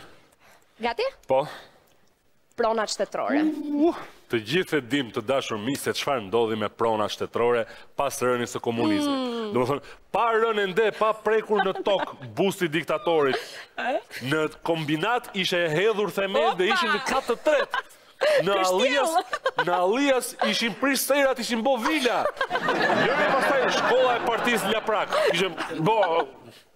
Në fakt, Flori, jo vetëm në Tiranë, por në të gjithë Shqipërinë ka qenë një anarki urbanistike në rang kombëtar, e sidoqoftë për gjatë këtyre 30 viteve pjesa më e madhe e pronave shtetërore të zëna janë privatizuar, por... Po si s'na nda ky pori asnjëherë. Por... E bëri lëkurën pore. E kemi sport kombëtar. Po, por jo të gjithë patën fat dashur. Një thirrje për ndihmë na vjen nga qyteti i Lezhës, ku disa familje të komunitetit të Rom, jo vetëm që nuk kanë patur mundësinë të legalizojnë banesat e zaptuara, por shumë shpejt, fatkeqësisht do të jenë në rrugë. Matilda Prendi ka shkuar atje në përpjekje për të gjetur një zgjidhje sociale për një komunitet që as shtëpi me qira nuk gjejnë dot, edhe po të duan ata për shkak të diskriminimit në vendin tonë. E ndjekim. Ti tham krejtoart, e këta që i këtën? A mune me ne t'josh me këtë mund të rjosh me t'njën? Unë kam lanë krejt shpirtin tim ke ato shtëpia atje. Erdhëm qiftet reja këtu, i lindëm fëmin këtu, u rritëm fëmija këtu, u plakem na këtu. E morë sot, mas 33 vjetë, me na gjithë rrugë molle, për zotin a gjina për ne. Jemi në qytetin e Lezhës, me një grup të revoltuar banorësh, të cilët presin dita ditës të nxiren jashtë nga shtëpitë e tyre. Sepse bashkia ka vendosur të ndërtojë një qendër për të moshuarit. Nëse do të ishte kaq e thjeshtë, nuk do të kishte asgjë për të revoltuar. Një projekt për të moshuarit do të ishte i mirëpritur nga i gjithë komuniteti. Por në fakt, gjërat janë disi më të ndërlikuara. Gjithë këta si jena këtu, edhe kena shumë më shumë se nuk ndodhen këtu, jemi banor të këtij objekti. Kur kemi ardhur në fillim, ky objekt ka qenë i ndërtuar vetëm si strukturë. Kur jemi futur në tan vitin 91. Shërbatime, rregullime, gjithaj kemi bënë. Ne erdhëm si gjithë tjerët, si erdhëm prej anës u myllin punët, u myllin minirat, gjitha punët edhe erdhëm u futëm këtu. Gjithë ishim çifte treja. Ku keni banuar më parë? Në Tropoj. Ju nga vini të gjithë? Na jena Lezhë. Ta janë gjë. Ta janë gjithë Lezhë. Na jemi nga Lezhë. Kjo ndërtesë është ndërtuar nga Morgeshat në vitin 90 si hini demokracia, filloi feja, dëshën të më ndërtu për kopsh për fëmijë. Çfarë u bë pastaj? E lanë si objekt. Pa përpunuar së morën mua me ta. Një vit gati kanë të bosh karet komplet. Po jena fut në këto. Ato jam Murgesh ka dek, ka pasnet të kaloja, ne i kemi shku një 5-6 familje ka dhënë futnu, aty se nuk i zirë e po situatë që ishim me fëmijë vegjël, komplet, e s'kishim ka me shku, u fut me aty. Përveç Murgeshave, nisur nga nevoja e këtyre familjeve për strehim, edhe pushteti vendor i asaj kohe ra dakord që ata të akomodoheshin aty. I këtu ka pasken atë kohë Agrondibra, 91-shin, unë ka quj këtu ven aty, fotos reu, e arri aty si nuk të lot kush. Tu kanë shumë kryetar bashkie e nuk na ka lujt kush. Duhet të kujtojmë se bëhet fjalë për fillimin e viteve 90, ku në të gjithë vendin në mas, pronat shtetërore, fabrika, uzina, ferma, u kthye në komplekse të improvizuara banimi për persona në nevojë strehimi, shumica të ardhur nga fshatrat. Të gjitha ato familje janë aty edhe sot e kësaj dite, madje një pjesë e tyre edhe me dokumenta. Na thonë me daljosh, unë jam veti gjoshi, pa punë, jam me i fëmijë 2 javësh, më thotë ai ik 6 shpime qëraj, për i vit të pagoj qëron. Pastaj pas një viti, shkoni ka dëni, bani çka dëni duhet pagoni vetë. Keni mundësi ju të përballoni shpime qëra, shtëpi tjetër? Po mundësi jam veti gjoshi. Çfarë punë bëni zotrim? Ku të gjem, me shoshni, bojmë rroba, shkojmë hapim kanale, pastrojmë. Ne dojnë me ne edhe në rrugë, mirë si pa bujmë për çdo buket, pa dojnë me ne edhe në rrugë edhe pa punë. Kjo nuk është hera e parë që këtyre banorëve u shpallet luftë për t'i nxjerrë nga shtëpitë. 30 vite më herët, ata do të kishin një problem të ngjashëm. 95 në erdhën për të na nxjerrë jashtë. Edhe ne shkuam te gjykata në Tiranë. Gjykata na dha letrën që ne në mënyrë absolute mos na nxjerrin kush jashtë. Por cila është arsyeja që një ditë në mes të dimrit, Bashkia Lezhë vendos të zbras këto banesa të harruara nga vëmendja e pushtetit për gati një jetë. Do më largu si bëj çfarë do më bëj ata, pallate. Në realitet, në shkresën që Bashkia Lezhë u ka dorëzuar banorëve më datë 20 janar, thuhet se këto ambiente do të shërbejnë për ndërtimin e qendrës ditore për moshën e tretë. Dhe duke qenë se përdoren në mënyrë të palishme nga ata, u njoftuan se ishin të detyruar t'i lironin deri më datë 5 shkurt, ose ndryshe ndaj tyre do të përdorej forca. Kjo në fakt u duk se ishte një formë presioni, sepse 5 shkurt i kaloi dhe askush nuk shkoi ti trazonte banorët në ambientet pas katedrales. Pavarësisht kësaj, frika mbetet, sepse askush nuk e di se çfarë mund të ndodhë sapo të kalojë 11 maj, data e zgjedhjeve parlamentare. Eksperienca e ka treguar se në shumë raste, pushteti e ka mbyllur njërin sy përkohësisht në këmbim të votave dhe më pas i ka harruar premtimet duke vepruar me forcën e ligjit. Por më tepër që në rastin e kësaj ndërtese kemi të bëjmë me një projekt konkret. Ta thojnë sociale, po çfarë sociale janë 5 villime 500 metra këto. A konvikti 3 kaç atje. Sa banesa janë këtu, sa ndërtesa? 15. Po sa familje jeni? 15 familje, secili për një godinë. Kryetari kur ishim para 3 ditëve, na basa është pronë e bashkisë. Po ne nuk kena të bashkisë, a nuk kena në zhonë të ti, mund ta bëjnë edhe godinë edhe për ne këtu. Sa është gjithë ai vend këtu. Jo me bën një godinë 3 kaçe si thot ai. Po me bë 5 pallate këtu. Ta bëjnë edhe ne social. Se jena pa shtëpi, në rrugëve jam me 3 pa rrugëve. Ku të shkojnë, ku të myte me i pension që marrën nivelitetit, 120.000 lekë në muj. Ku të haj, ku të pi, atë pagu që ranë, atë hajnë bukë mija, atë marrë ilaqet e mija. Por gjendja e vështirë ekonomike nuk është pengesa e vetme për këta qytetarë. Pjesa më e madhe e tyre i përkasin komunitetit rom dhe egjiptian. Ndaj për fat të keq, ende sot, kur mendojmë se janë thyer disa barriera, ata përballen çdo ditë me sjellje raciste. Mund kem kontaktu me 30 ose 40 vet, edhe na diskriminojnë, na thojnë ju nuk i paguni qerat, ju nuk keni njerëz normal, edhe më pyesin mu çfarë je racë bardh apo rome, direkt sa çkoj për me kërku shtëpi. Na nxjerrin na dakord, po na strehojnë direkt. Ti tham kryetarit, e da çaj këtu. A mund me ne të jash me këtë foshë? Na mund të rijosh me fëmijën? Nuk e kam operacion unë me këtë foshë, mund të rijosh, nuk mundem. Këtë kam invalide, me shtyllë korrizore me edhe rreshkale i koton. Kryetarit që të ndihmojnë me shtëpi, se s'kam ku të shkoj, jam veti gjatë pa punë pas i sen. I kena shku kryetarit, hik thot se s'kam çat ndihmoj thot. Jena pa asiloj nimet jena popullit. Asiloj nimet përgjigje popullit po. Jo. Çka keni si përdisi? Jeni zaptuar sprovën, mos vërtiti. Jena zrrego, jena 33 vjet aty. Aplikoni për bonus. Nuk kam na pranoj kushqeroja. Nuk na pranoj familje. Nuk ka për kujt fëmijëve më. Ka mundësi me shku aty. Jena tash 5 ditë për shtëpia. Ta thonë nuk na japin shtëpinë. S'ka shtëpi më të. Po çfarë bëjmë atë? Jena tash 5 ditë. Po jam me një muj. Do ta gjejmë shtëpinë me gjëra. Po çfarë tash ti bam xherë jashtë. Lek 6 muaj për herë. Lek 100.000 lekë. 6 muaj për herë. 100.000 lekë si jetu na dhanë në mbështetje për qera. Është 300.000 lekë me qera shtëpia. Bonusi i qiras nuk është as pak zgjidhje për këta fatkeq. Së pari, shifra që banorët pretendojnë se u kanë ofruar është qesharake dhe pa mjaftueshme për një banesë. Së dyti është për një afat shumë të shkurtër që nuk i ndihmon as pak këta familjar me 100 probleme ekonomike mbi shtëpinë. Po pati mundësi, ka dhe pallatet ku janë ndërtu pallatet e tërmeteve, nas po ja kërkoj me naj fol. Na futen pallatet tërmeteve, po i paguaj me kredit but. Na s'kena ku i nxjerrën fëmijët në rrugë, sepse po thuj se gjithë dikush punojnë pastruse, dikush punojnë beton, dikush po thuj se shumica janë atë pasiguruar. Nuk kena mundësi se s'kena as rroga. Na prej varfërisë, prej hallit hym fillim këtë ndërtesë, na tan kena tanë kena shpenzue, se kena shpenzu për mi rritë fëmin, me aqë punësi sa kena pas me regullu me punu këtu. Biles vitet e fundit u mundu me shpenzu dhe ma shumë, me menen se tashmona në zdët vizim ma prej këtu. Se këtu vetëm mure kanë qenë, na kena jetu në njërë ekstreme. Fillimisht nështë kena vuk vetëm plasmos. Në më shumë se 3 dekada, me dëshirën për të patur një jetë sa më komode, e gjithashtu me shpresën se këto shtëpi do të bëheshin përfundimisht të tyre, banorët kanë investuar rregullisht aty. Kur kam marrë në fillim unë, edhe terracën e kam hedhë ziftin vetë. Derë s'ka pas, dritare s'ka pas, lagështin edhe ujë direkt këto. Po zhotën, pa thamë shumë, 20 milion lek janë e rritu. Tash në verë, që kemi punu në Shëngjin, që kam ditu për 3.400 euro, kam bo rregullimet e shtëpis, isolime, kam bo dyrë, kam bo gipsat, to ka kem pa dyrë, pa dritare komplet. Këta mure unë i kam bo vetë, me borgje, me bangun, jam alon në bangë, se jam shly bangën, a jem thot tjep kredit but. Unë me bo dhe 700.000 letra, mund si mirë kësh kredit but, si jam pa punë komplet. Për gjitha këto investime, bashkia nuk ju ka thënë gjë? Asi se në botë, ne ka thënë vesh me qëra, na kom beso shpenzime që kemi ban, i kemi thënë. Pse keni një thot mëran, kemi një si tonë tjertë, si jenë atë partë. Kush nga thot këto? Një kryetar aty thot, mos të kishit bo shpenzime, ti pse më kilon i bo shpenzime, i kam thonë. Mos më kishe lanë. Edhe këta nuk kanë reaguar? Ja, nuk kanë reagu. Absolutisht, i kemi bo, si keni të rritë fëmijët, të mërtu fëmijët.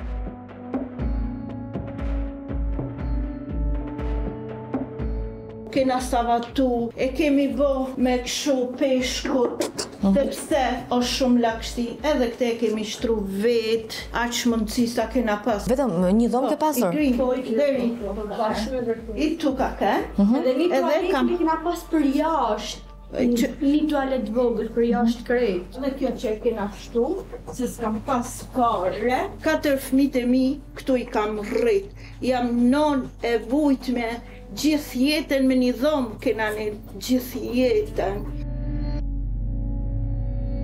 Jo me këta merën. Merë kanace, heka, qa më gjejtu, baza shumë. Je krye familjare apo keni? Po, kam 3 kalamajt. Burim ka baktisja shtetit mua, ka gjithë kur, jetën s'kam të marrë kur punë. Sa mund të marrësh nga shqitja e këtyre që mbledh? Sa 120.000 lekë varë, si kur të mbledhi unë, nuk është se sa kile më të bëj kanace, heka. Dhe ti 120.000 lekë në muaj mban vetën, familjen, fëmijët? Po, 3 kalamajt virën, vetë. Vetëm ti puno? Po, gjatë sezonit veror shkoj puno Shëngjin, në zes pastruse. Qatë kërkojmë ta me pastru kështu në për shpia.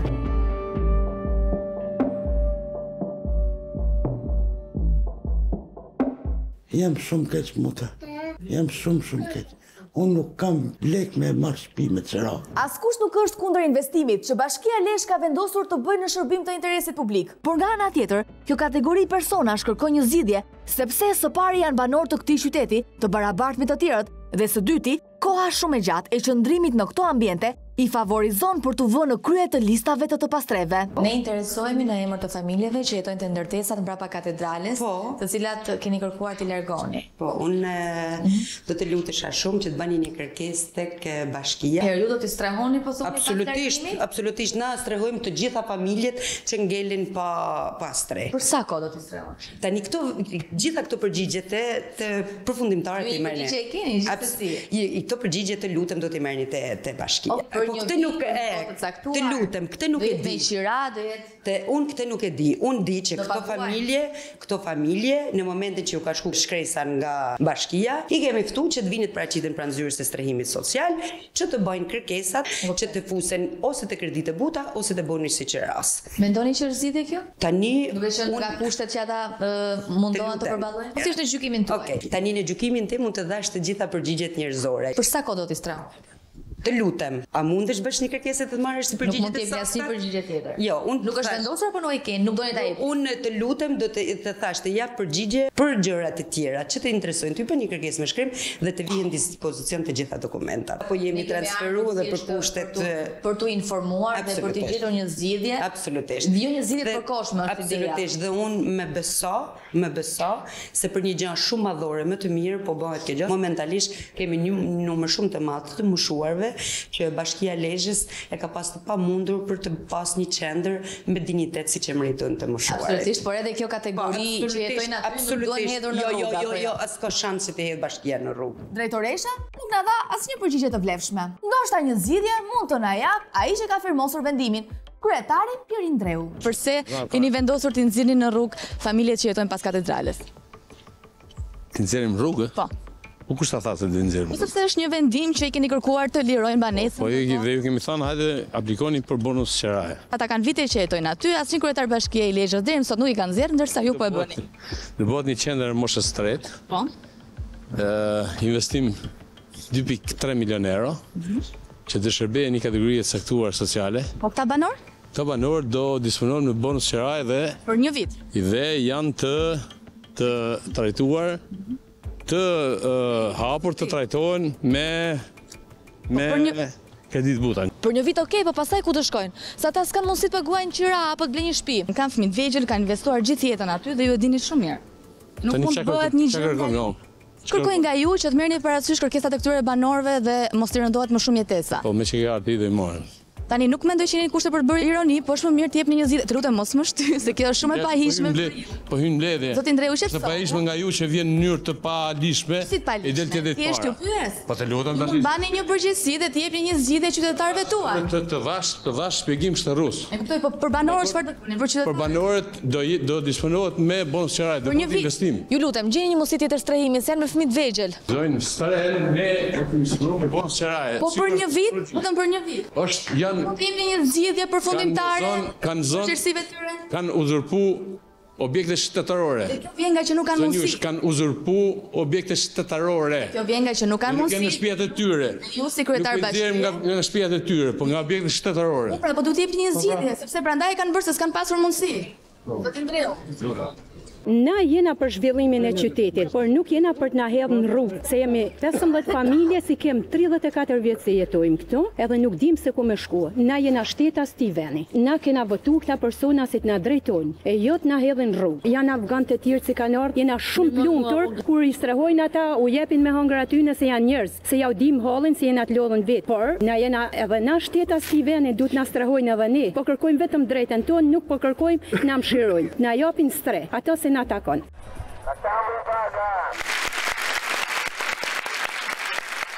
Traumat e tërmetit të 26 nëntorit ndjen akoma tek shumë njerëz. Janë trauma emocionale, trauma shëndetësore, ndjesia e të qenit pa shtëpi. Jeta që ke pasur e që nuk rikthehet më në normalitet. Siç e thash, janë shumë, por ne sot ndalim te fati i një personi të vetëm që na është drejtuar pikërisht tek redaksia e Piranjave për të kërkuar ndihmë. Dhe personazhi do ju sjellim tani është unik në vuajtjen e tij, sepse mbasi ka humbur gjithçka, e theksoi gjithçka, shpresa e fundit e tij janë një ndërhyrje nga lart. Piranja jon Lori shkoi për të parë nga afër gjendjen e tij dhe për të bërë maksimumin për të ndryshuar rrjedhën e fatit të tij të keq.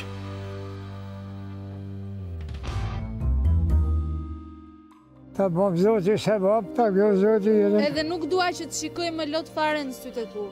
Shkoj nuk mesin. Shpresoj që ti jesh kënaqur pak të jo po jem bashkë më nxehtë. Më gjallë bajza më që kom ndekun. Ky i moshuar që jeton në kushtet njerëzore quhet Ali Kolina, 80 vjeçari prej thuajse 3 vjetësh, qëndron në një objekt që dikur shërbente si kasolle lopësh. Sa po mbërritëm në banesën e sajuar në fshatin Gorre, Aliu ne gjetëm të strukur në krevatin e tij, si një njeri të izoluar krejtësisht nga bota. Si e?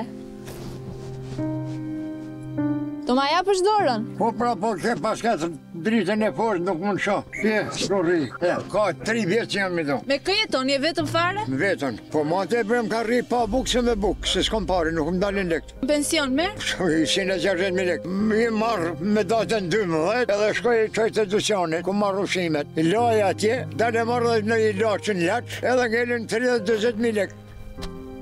për 30 ditë. Si dikush që dukej se ndjente mall për të folur me të tjerë, Aliu nisi menjëherë të na tregonte për veten dhe tallazet e jetës. I rritur jetim, ai u desh të përballej në një moshë shumë të vogël, me vështirësi të mëdha, dhe fati nuk ishte rezervuar për asnjë moment ditë të bukura për të. Shkova deri në moshën 11 vjeç edhe më dis baba. Si më dis baba, ka qenë direktori për marrës se me des për shkruaj. Vjen një tomaton edhe më thot, "Ka je ku je si?" Thom kështu jetim. Thot a disja puna. Hajde thot tonë se me te, po jo miri mor burr, 13 vjeç ka më shkua. Hajde thot tonë se me te, thot se ti bëj letrat. Shkoja u bona 17 vjeç. Edhe kërë puna mu më fejua, mu martua. Fari i ri, Aliu lidhi kuror me një grua nga Fieri, e cila fatkeqësisht u nda nga jeta kur ishte në të 30-tat e saj. Ndërkohë që nga kjo martesë erdhën në jetë 6 fëmijë, nga të cilët sot jetojnë vetëm 5. Për shkak të shumë rrethanave, për të cilat nuk mund të gjykohet asnjëra nga palët, Aliu sot nuk ruan kontakt me asnjë nga fëmijët e tij. Po gruaja sa po bën që ka ndruar jetë? Gruaja qyshin 82-shin. Ajo për zotin pak kohë, po ka vas për vite sa që thoke nuk jam në rregull, po atë ditë atë natë aso nuk i këtha shdo me të punë. Vetën kur e kom një që jam për plasin, ne i thëmë drasa natë në shtim. Kur shka e gjenjë pësërem? I thrastë su përgjith. Sa vjetë që ishte atër? 34. 6 fëmijët i ke rritur vetëm? Vetën. Po ti si burr, e kishe të vështirë të kujdeseshe vetë për 6 fëmijë? Po i kisha të vështirë, po u komandoshin sa ishin atë moshë. Pas ndarjes nga jeta të gruas, Aliu nuk ndërtoi një jetë të re dhe tashmë ka gati 20 vjet që jetoni vetëm. Si e ndjer këto 20 vite vetëm? Unë njëj po të kazoj pse njëj vetën që më thonë mileti që ti helmin për i të bukë. S'kom kam jetë gjëna tjetër, u jetoj kocët.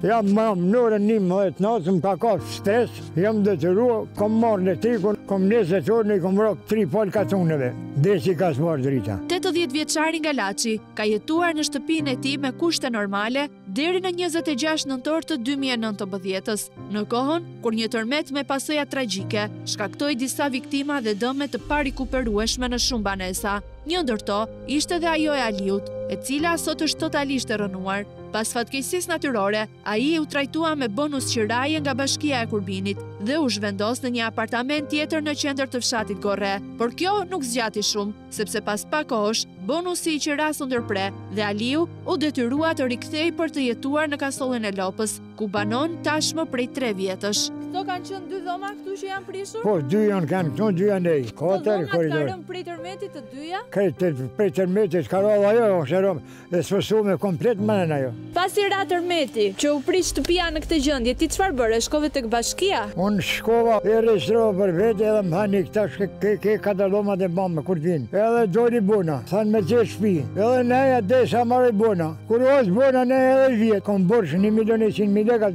Edhe kështu ka shkoj të vësë arrit. Do t'i jap lek, do t'i jap hyrje, do të bëj këto, do të bëj ato. Mua që shpirti me dalë.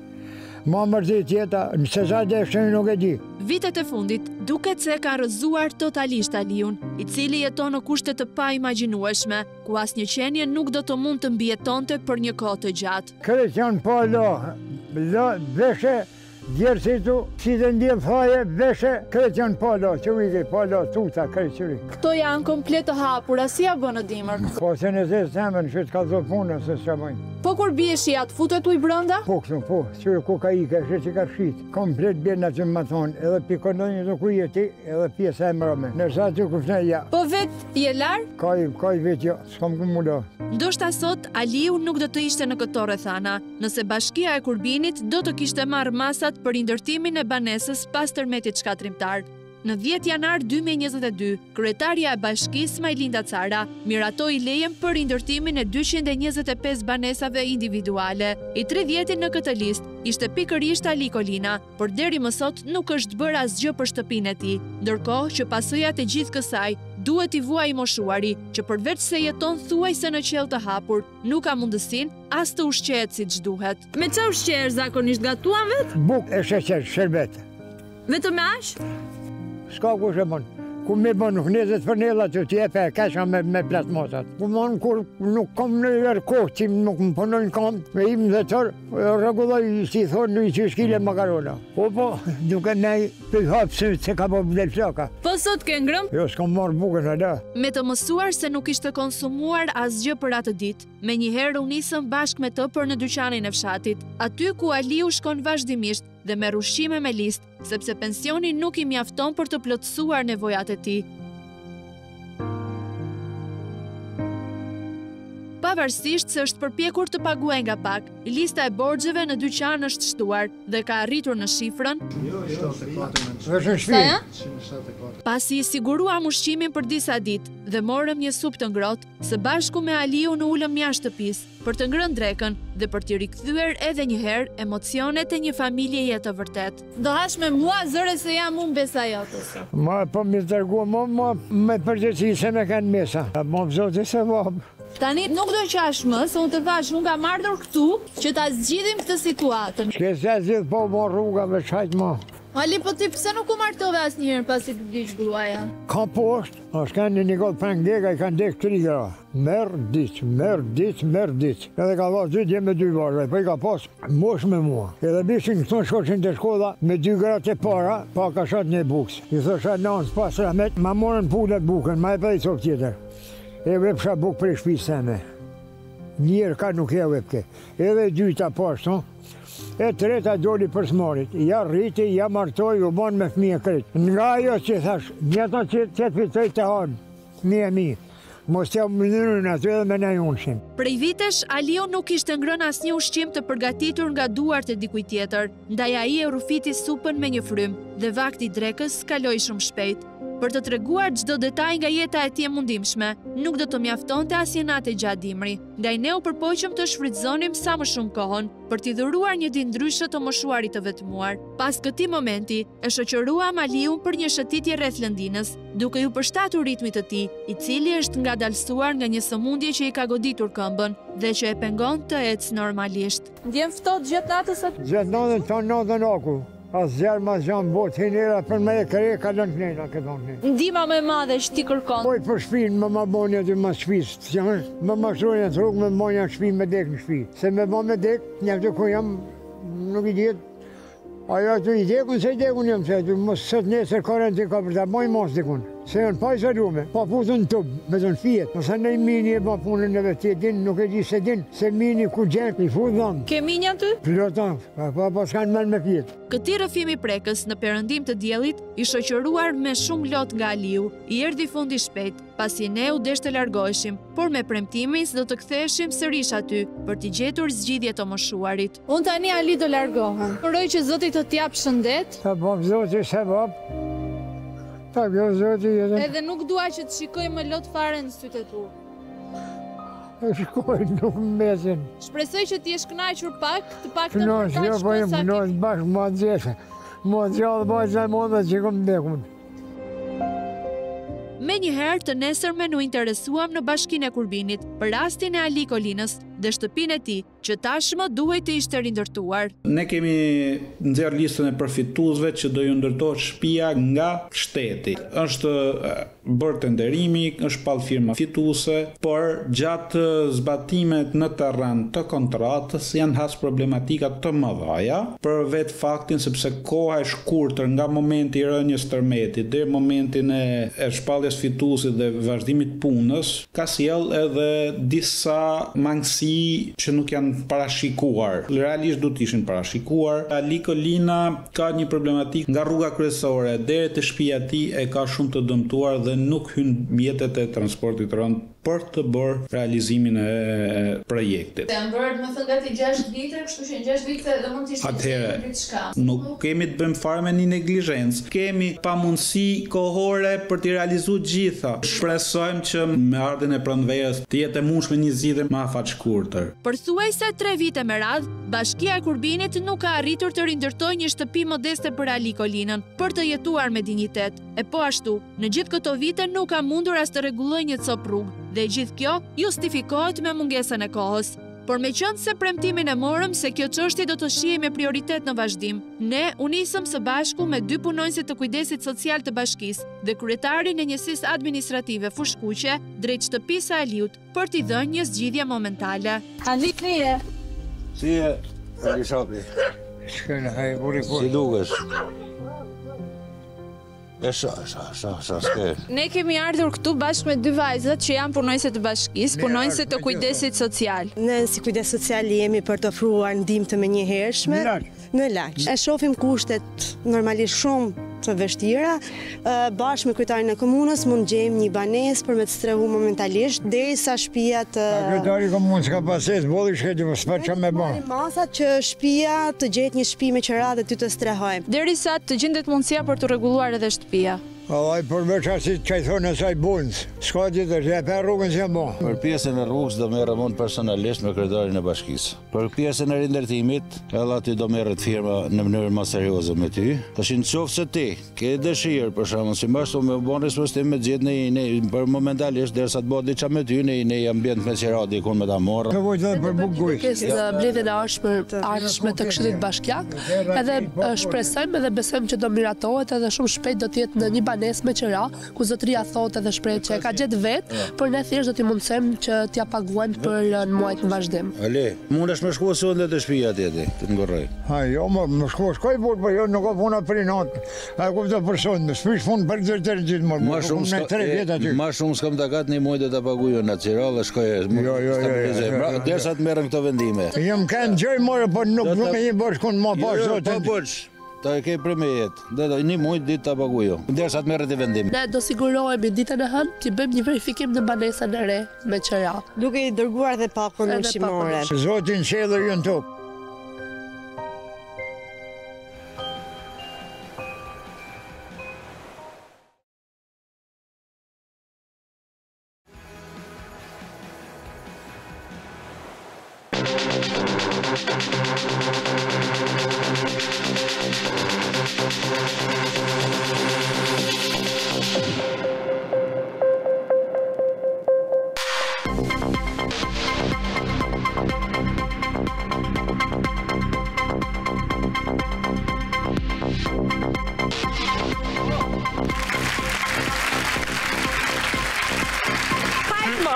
Kompozitori?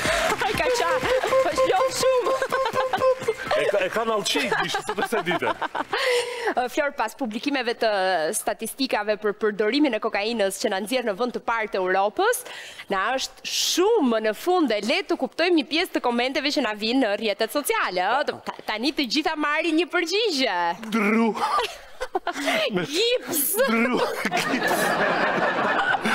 Unë se kuptoj pse e bërë. Por le të shohim këtë javë se ku ka shkuar krimtaria edhe paranoja ndonjëherë këtë javë. Shkojmë njerë tek mesazhi i parë, të ta lexoj kolegë sepse faleminderit, më kurse. Nis një Flori Binaj, kështu që Sabrina Beko 6676 thot, Flor Binaj të hetohet nga SPAK, pasi dukja e tij si salçiçe e skuqur, duket që ka shpenzuar rrezet e diellit më shumë se ç'duhet. Me që gjithë pushtetarët janë të pastërligjërisht nuk duam shpërdorues në mesin ton. Partia nuk lejon asnjë që ta shpenzojë diellin kaq kot. Jo, ka shumë të drejtë. Ka shumë të drejtë, me thënë të drejtë, dhe unë shoh ty në transmetimi e pak i kuqëm. Atëre, me që erdhi ky moment, i bëj thirrje teknikës aty lart, çfarë ka ndodhur që ka 2 javë që dal i kuq si domote turke? E di unë sekretin. Kështu kur je shumë i gjatë, je shumë lart. Jo, këtu ke finali që e shoh, shimu sa i burr. Gjithë këtë çon. Të e pa vete të e bo. Sa ata që na ndjekin nga shtëpia nuk kanë faj, se na shohin edhe me syze diellit, do dielli modhat. Kanë fillu njerëzit o kuqo. Kalojmë ke mesazhi i dytë. Mesazhi i dytë vjen nga Amtaf. Ka dash, është nga ta që nuk e artikulon do të mirë. Ka dash me thonë am qafsh. Këto helmet. Am taft. Këto helmet i përdor dhe greku, a ne i marim? Po, nuk është i vendit, ja, është helmi rëndësishëm. E pi herë, marrë pun, jo si këta tanët. është i jashtëm kjo. Kam qenë klas 2, akoma si gjo. Atë, Flor, e pi? Atë, Iku, marove. Madje Tjetër. E bëjmë dhe shampo. Atëre, Flora Selmani, 12-28. Prit pak, se kuptoj. Komusariatet janë qëndra bordellesh. Njëse komusariatet? Që është një komusariat? Ndoshta është gjysë portugeze. Komusariat. I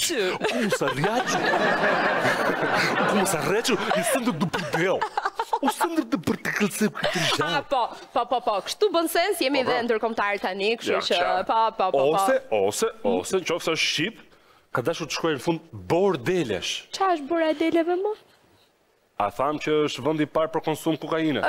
E shkum të delen, të del bora. Del Spok të dele, në të gjitha pikat e shqitjes, në fitoni. Mesazhi tjetër? Nisi e 7K. O, Kastriot, sa lek pas ke lënë, me atë kishe shkuar në Ibiza më mirë. Jo, ka shumë mirë. Ka shumë mirë. Shku në Ibiza, të kishe ardhe DJ, të të bo muzik, ke dhoma, ti me dikë aty ke dhoma, DJ të miksu, shishe, shampajnë, fishek zjarë, po s'ke që i bërë mi do? Po, dashuria, zemra nuk komandohet, tani me thënë të drejtën, sa marrëzi kemi bërë të gjithë për dashuri? Folë për vetë.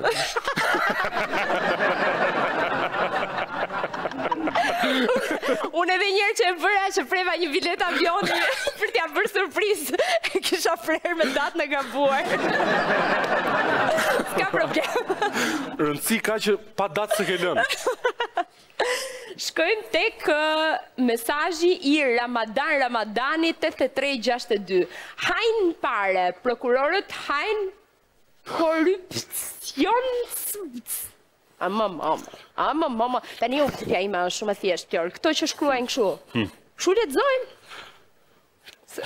Tashi, ti kërkon shumë gjëra dojnë. Ti do dhe ta shkruaj mirë dhe ta lexojmë mirë.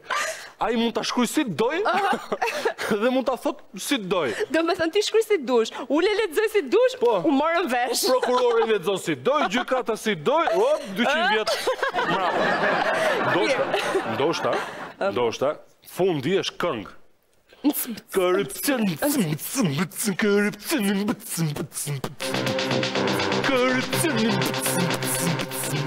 A? Kemi më? Duhet kemi. Duhet kemi. Unite, kam unë, më falë se Mzuri, tash I Mzuri, po, e pranoj. S'ke falë është në ajër. E keni parë si ka qenë këto dy Tirana? Menduam se ishim Polenat, por jo. Polenat. United States of Albania 92-21 thot, pse se hidh një pjesën kur I kërkuat 20.000 euro për mos të publikuar? Qarë drejqi jeti. Se që kam përshpime mos të vetë Dori Sejni ka shkrypte mesazh. Sa mistrecje ti. Me që ti e dike që qënë nga një pjesë që publikoj ti. Po, pra t'lutem. Hidhen TikTok e kam bëllë. Hidhe ku dush me hidhe. Ku dush me hidhe. Ke sa dush, ke Instagram, ke Facebook, ke MySpace, apo jo s'janë më këto, e pres tjetër. Hidhe, dhe do kemi shumë qef të të shojmë pastaj, kur të vjen fletë thirja, për gjyq, për shpifje. Po jo më në se bëm shaka, dhe që po jore, ik tani. Mbaruat, për fatë mirë, mbaruat. Mbaroj, ndizi drita tash, dilni nga diskoteka. Tani, do katapultohemi në has. Sepse sa për deni, është mënyra më e shpejt për të shkuar atje, me katapult. Po. Është edhe më e lirë se bileta autobusit, mos e mbi gjitha nuk ndot as ambienti, ne bën një të mirë mjedisit. Në Has, I cili është një qytet aq I bukur sa dhe grupi Rammstein ka bërë një këngë, Du Has, mish. Janë edhe pronat të cilat katapultohen lart e poshtë. Po mirë, më mirë, se mos vetëm në Has. Një ditë e re, një konflikt I ri për pronat. Në rastin që do të ndikim tani është kadastra që I komplikon më tej gjërat me tokfjalshim më të habitshëm të shqipës. Je gati? Po. Mbi vendosje pronash. Si Lego. Mbi vendosje pronash. Këtu e kemi Has si problem. Në Has në Hasit sharran gosht. Po ju e keni Has diku? Me së drejtën ku do. Po prandaj nuk e hecën dhe vendosje studojnë. Po. Se po ta kishte emrin Tërmet? Po ta kishte emrin... U kur i shkoa. Folëm keq më duket. Pati një rënje voltazhi. Një sekond, regjia, kam dhe unë një mbi vendosje si që shini. Iku taka? Kam dhe unë një mbi vendosje takash. Ja. Ja ikën këmbët e mia skic. O s'ka që mund të mbante ty koleg? Mund të mbahesh që ç'ke me të. Prit e bëjmë kështu gjasme sikur po e bëjmë kastile, bura vet. Prandaj nuk i ecën vetë vendosjes dojnë këtu, se po ta kishe emrin mbi vendosje, do kishe janë 20 deputet në has. Ja, shë i jep dhe ide briljante. Piranja jonë, Zoti Kuqi shkon në has dhe mbi vendoset pikërisht afër atij konflikti. Ne i nën vendosemi nga televizori. Ulemi në qikë se vdisha. Po, pa ti. Hajde. Ke marrë qatër ti? Jo, do përshë flokët. Edhe mua.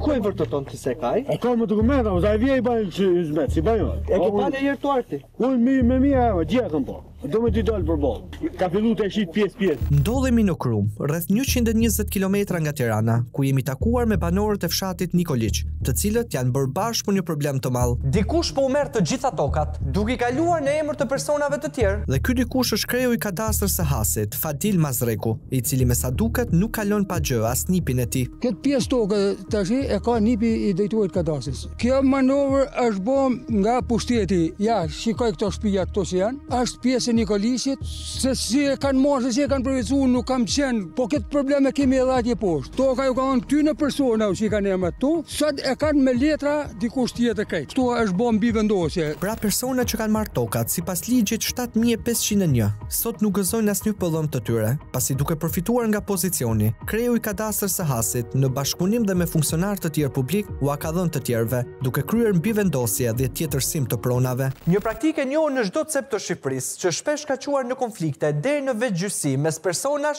që me letra pretendojnë të njëjtën tokë. Ore, si thotë tash, dalim me drejtëm. Unë e di që dokumentat nuk bëhen pa akshitje. Çush bëhet certifikata përcis pa pas akshitin më vëlla. Ka më dalë me ka pushkën e me vrata njerëz. Kush e ka bllokuar tokën ju?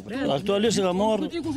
E dëgjupa, e ka shita. Drejtori kadastrit është Fadil Mazreku. Ai bashkë kadastrin e bashkisë i kanë bërë këto. E me çdo dokumenta origjinale që i ka dhënë komisioni. Ju kemi drejtu 50 herë bashkisë, 500 herë prefekturës, 500 herë policisë, me hapat garë, me hekat garë nga aty. Pra nuk është heq, po ka arrit me bollë letra zotia. Se e ka përfituar nga ky komision. Ka ki kësaj ty në probleme, janë bollë probleme tjera në fshat. Se këta kanë dalë e kanë bërë me forcë, ja ideale aty. E ka zonë këtu me forcë, e ka bllokuar mos më ardh kroma. Kanë qenë të ardh deri te natja. Ne ju kemi drejtuar 100 herë bashkisë me ardh me bë matje tym proces letra. Edhe na është thonë që jo se është tokë me konflikt. A di që ka pas konflikt, tu kam thirrë policinë. Polici informon se kush ka marrë telefon. Kjo është një akuzë vërtet e rëndë dhe nëse vërtetohet implikon punojësit e policisë, të cilët nga sa thot kryetari i fshatit informojnë personat e përfshirë në konflikt. Për këta e ka marrë edhe drejtoreshën e SHKB-s. Tha, ti nuk I di ligjet e rrodha të përfundojsh menda. Domthon boni edhe ajo mu presion. Gjatë gjithë këtyre viteve, nuk e tentuar të jem shkuar në komunë Golej, e kam thonë, ka thonë ecë ndeshim. Jem shkuar në polici, e në bashki, janë çikeletë, e kije ndash te bashkia, ndash polici, dhe në komisariat, ndash në komunë Golej. Në kadastër çat kanë thonë? Nuk përfiton. Ha që shohim. Komisioni I ndarjes tokës të vitit 93 këtë tokë e ka nda për frym. Alea Matit 3 dulym e 200 metra, të cilat janë këto. Tu mrapa është Idriza Mati me 2 dulym e 700 metra. Po është vllai Idrizi tjetri prap me ka 2 dulym e 700 metra. Janë 3 persona e kanë përfituar këtë tokë. Kanë shku për të bërë dokumentat, nuk kanë pranuar me ardhmë me bë matit sepse është tokë me konflikt. I ka kërkuar bashkisë, ka kërkuar prefektura, kthej ka përgjigje shko te bashkia. Ti po thunë që këtë tokë këtu e ka drejtori kadastrit, Fadil Mazreku. Ku e vërteton ti se kaj? E ka më dokumenta, ose ai vjen I bën që zmet, si bën. E ke parë herë tuarti? Unë me mia, gjë kam po. Do me t'i dalë për bollë. Ka filluar të shit pjesë. Pasi kemi dëgjuar pretendimet dhe akuzat e forta të banorëve, u nisëm të takojmë kryebashkiakun e Hasit, Miftar Dautin, për të gjetur një zgjidhje për këtë konflikt, që ka ndesur gjakrat e një fshati të tërë. Por kryetari e pasoi direkt topin. Do të me pa pjesën e kadastrës, nëse toka që pretendohet ka kalun në pronësi dikujt, so nuk e di. Ju jeni në dieni të këtij konflikti që kanë banorët me zotin Mazreku? Unë nuk e di.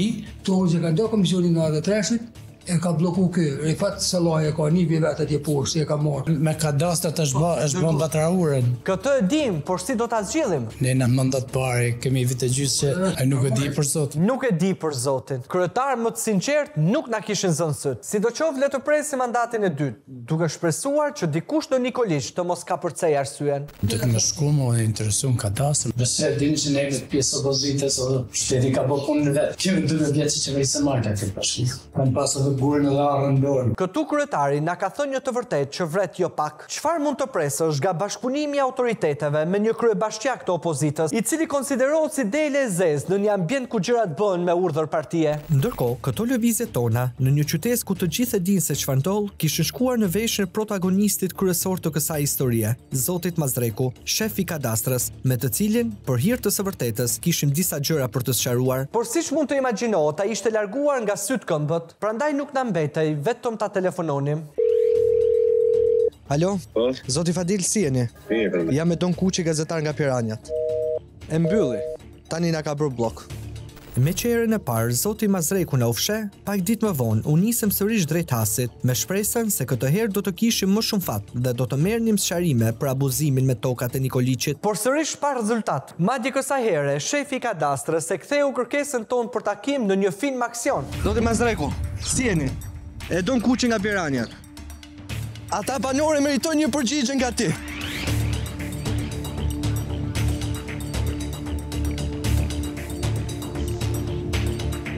Zoti Mazreku, si është bërë një juaj për narë toke kur kam bivendosje? Se fshihesh? Ju janë vjedhur tokat, zotri. Ju jeni përgjegjësi kryesor. Zoti Mazreku, vetëm një person që ka fajikën. Ndalo, Zoti Mazreku. Hoq na lolli. Zoti Mazreku, për të dytën herë shmanget. Drejtori na iku edhe kësaj here pa na sqaruar. Sidoqoftë, pyetje që kishim, po ja bëjmë publikisht. Si është e mundur që nipi juaj ka marrë tokat e banorëve të fshatit Nikoliç dhe është pajisur me certifikat pronësie? A ka pasur akshitje? Pse banorëve të fshatit Nikoliç nuk ju janë bërë dokumentat e pronave të tyre? A ishte kjo një skem për t'i mbajtur larg dokumentacionit të rregullt ligjor që më pas të tjetërsoheshin? Këtë pyetje vlen dhe për drejtorinë e përgjithshme të kadastrës, të cilën e ftojmë të verifikojë akuzat e banorëve të Nikoliçit. Ndoshta përballë shefave të Tiranës, ai do të jetë më i qetë dhe më i arsyeshëm për të sqaruar të vërtetën.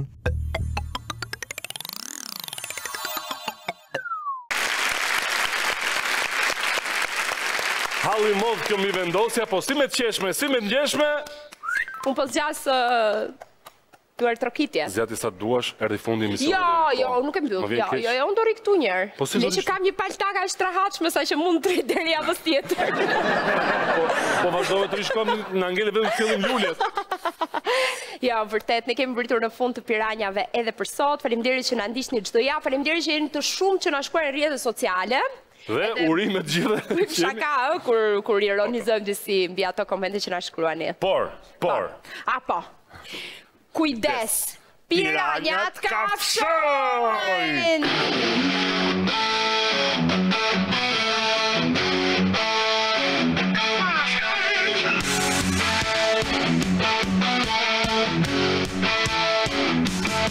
Që nga jugu në veri, me të rëmjë e rësirë, në përfusha, në përkodra, ku shëllenjë e kërsirë. Pra pura, hajpini, ore qast, për që kallin në të erët,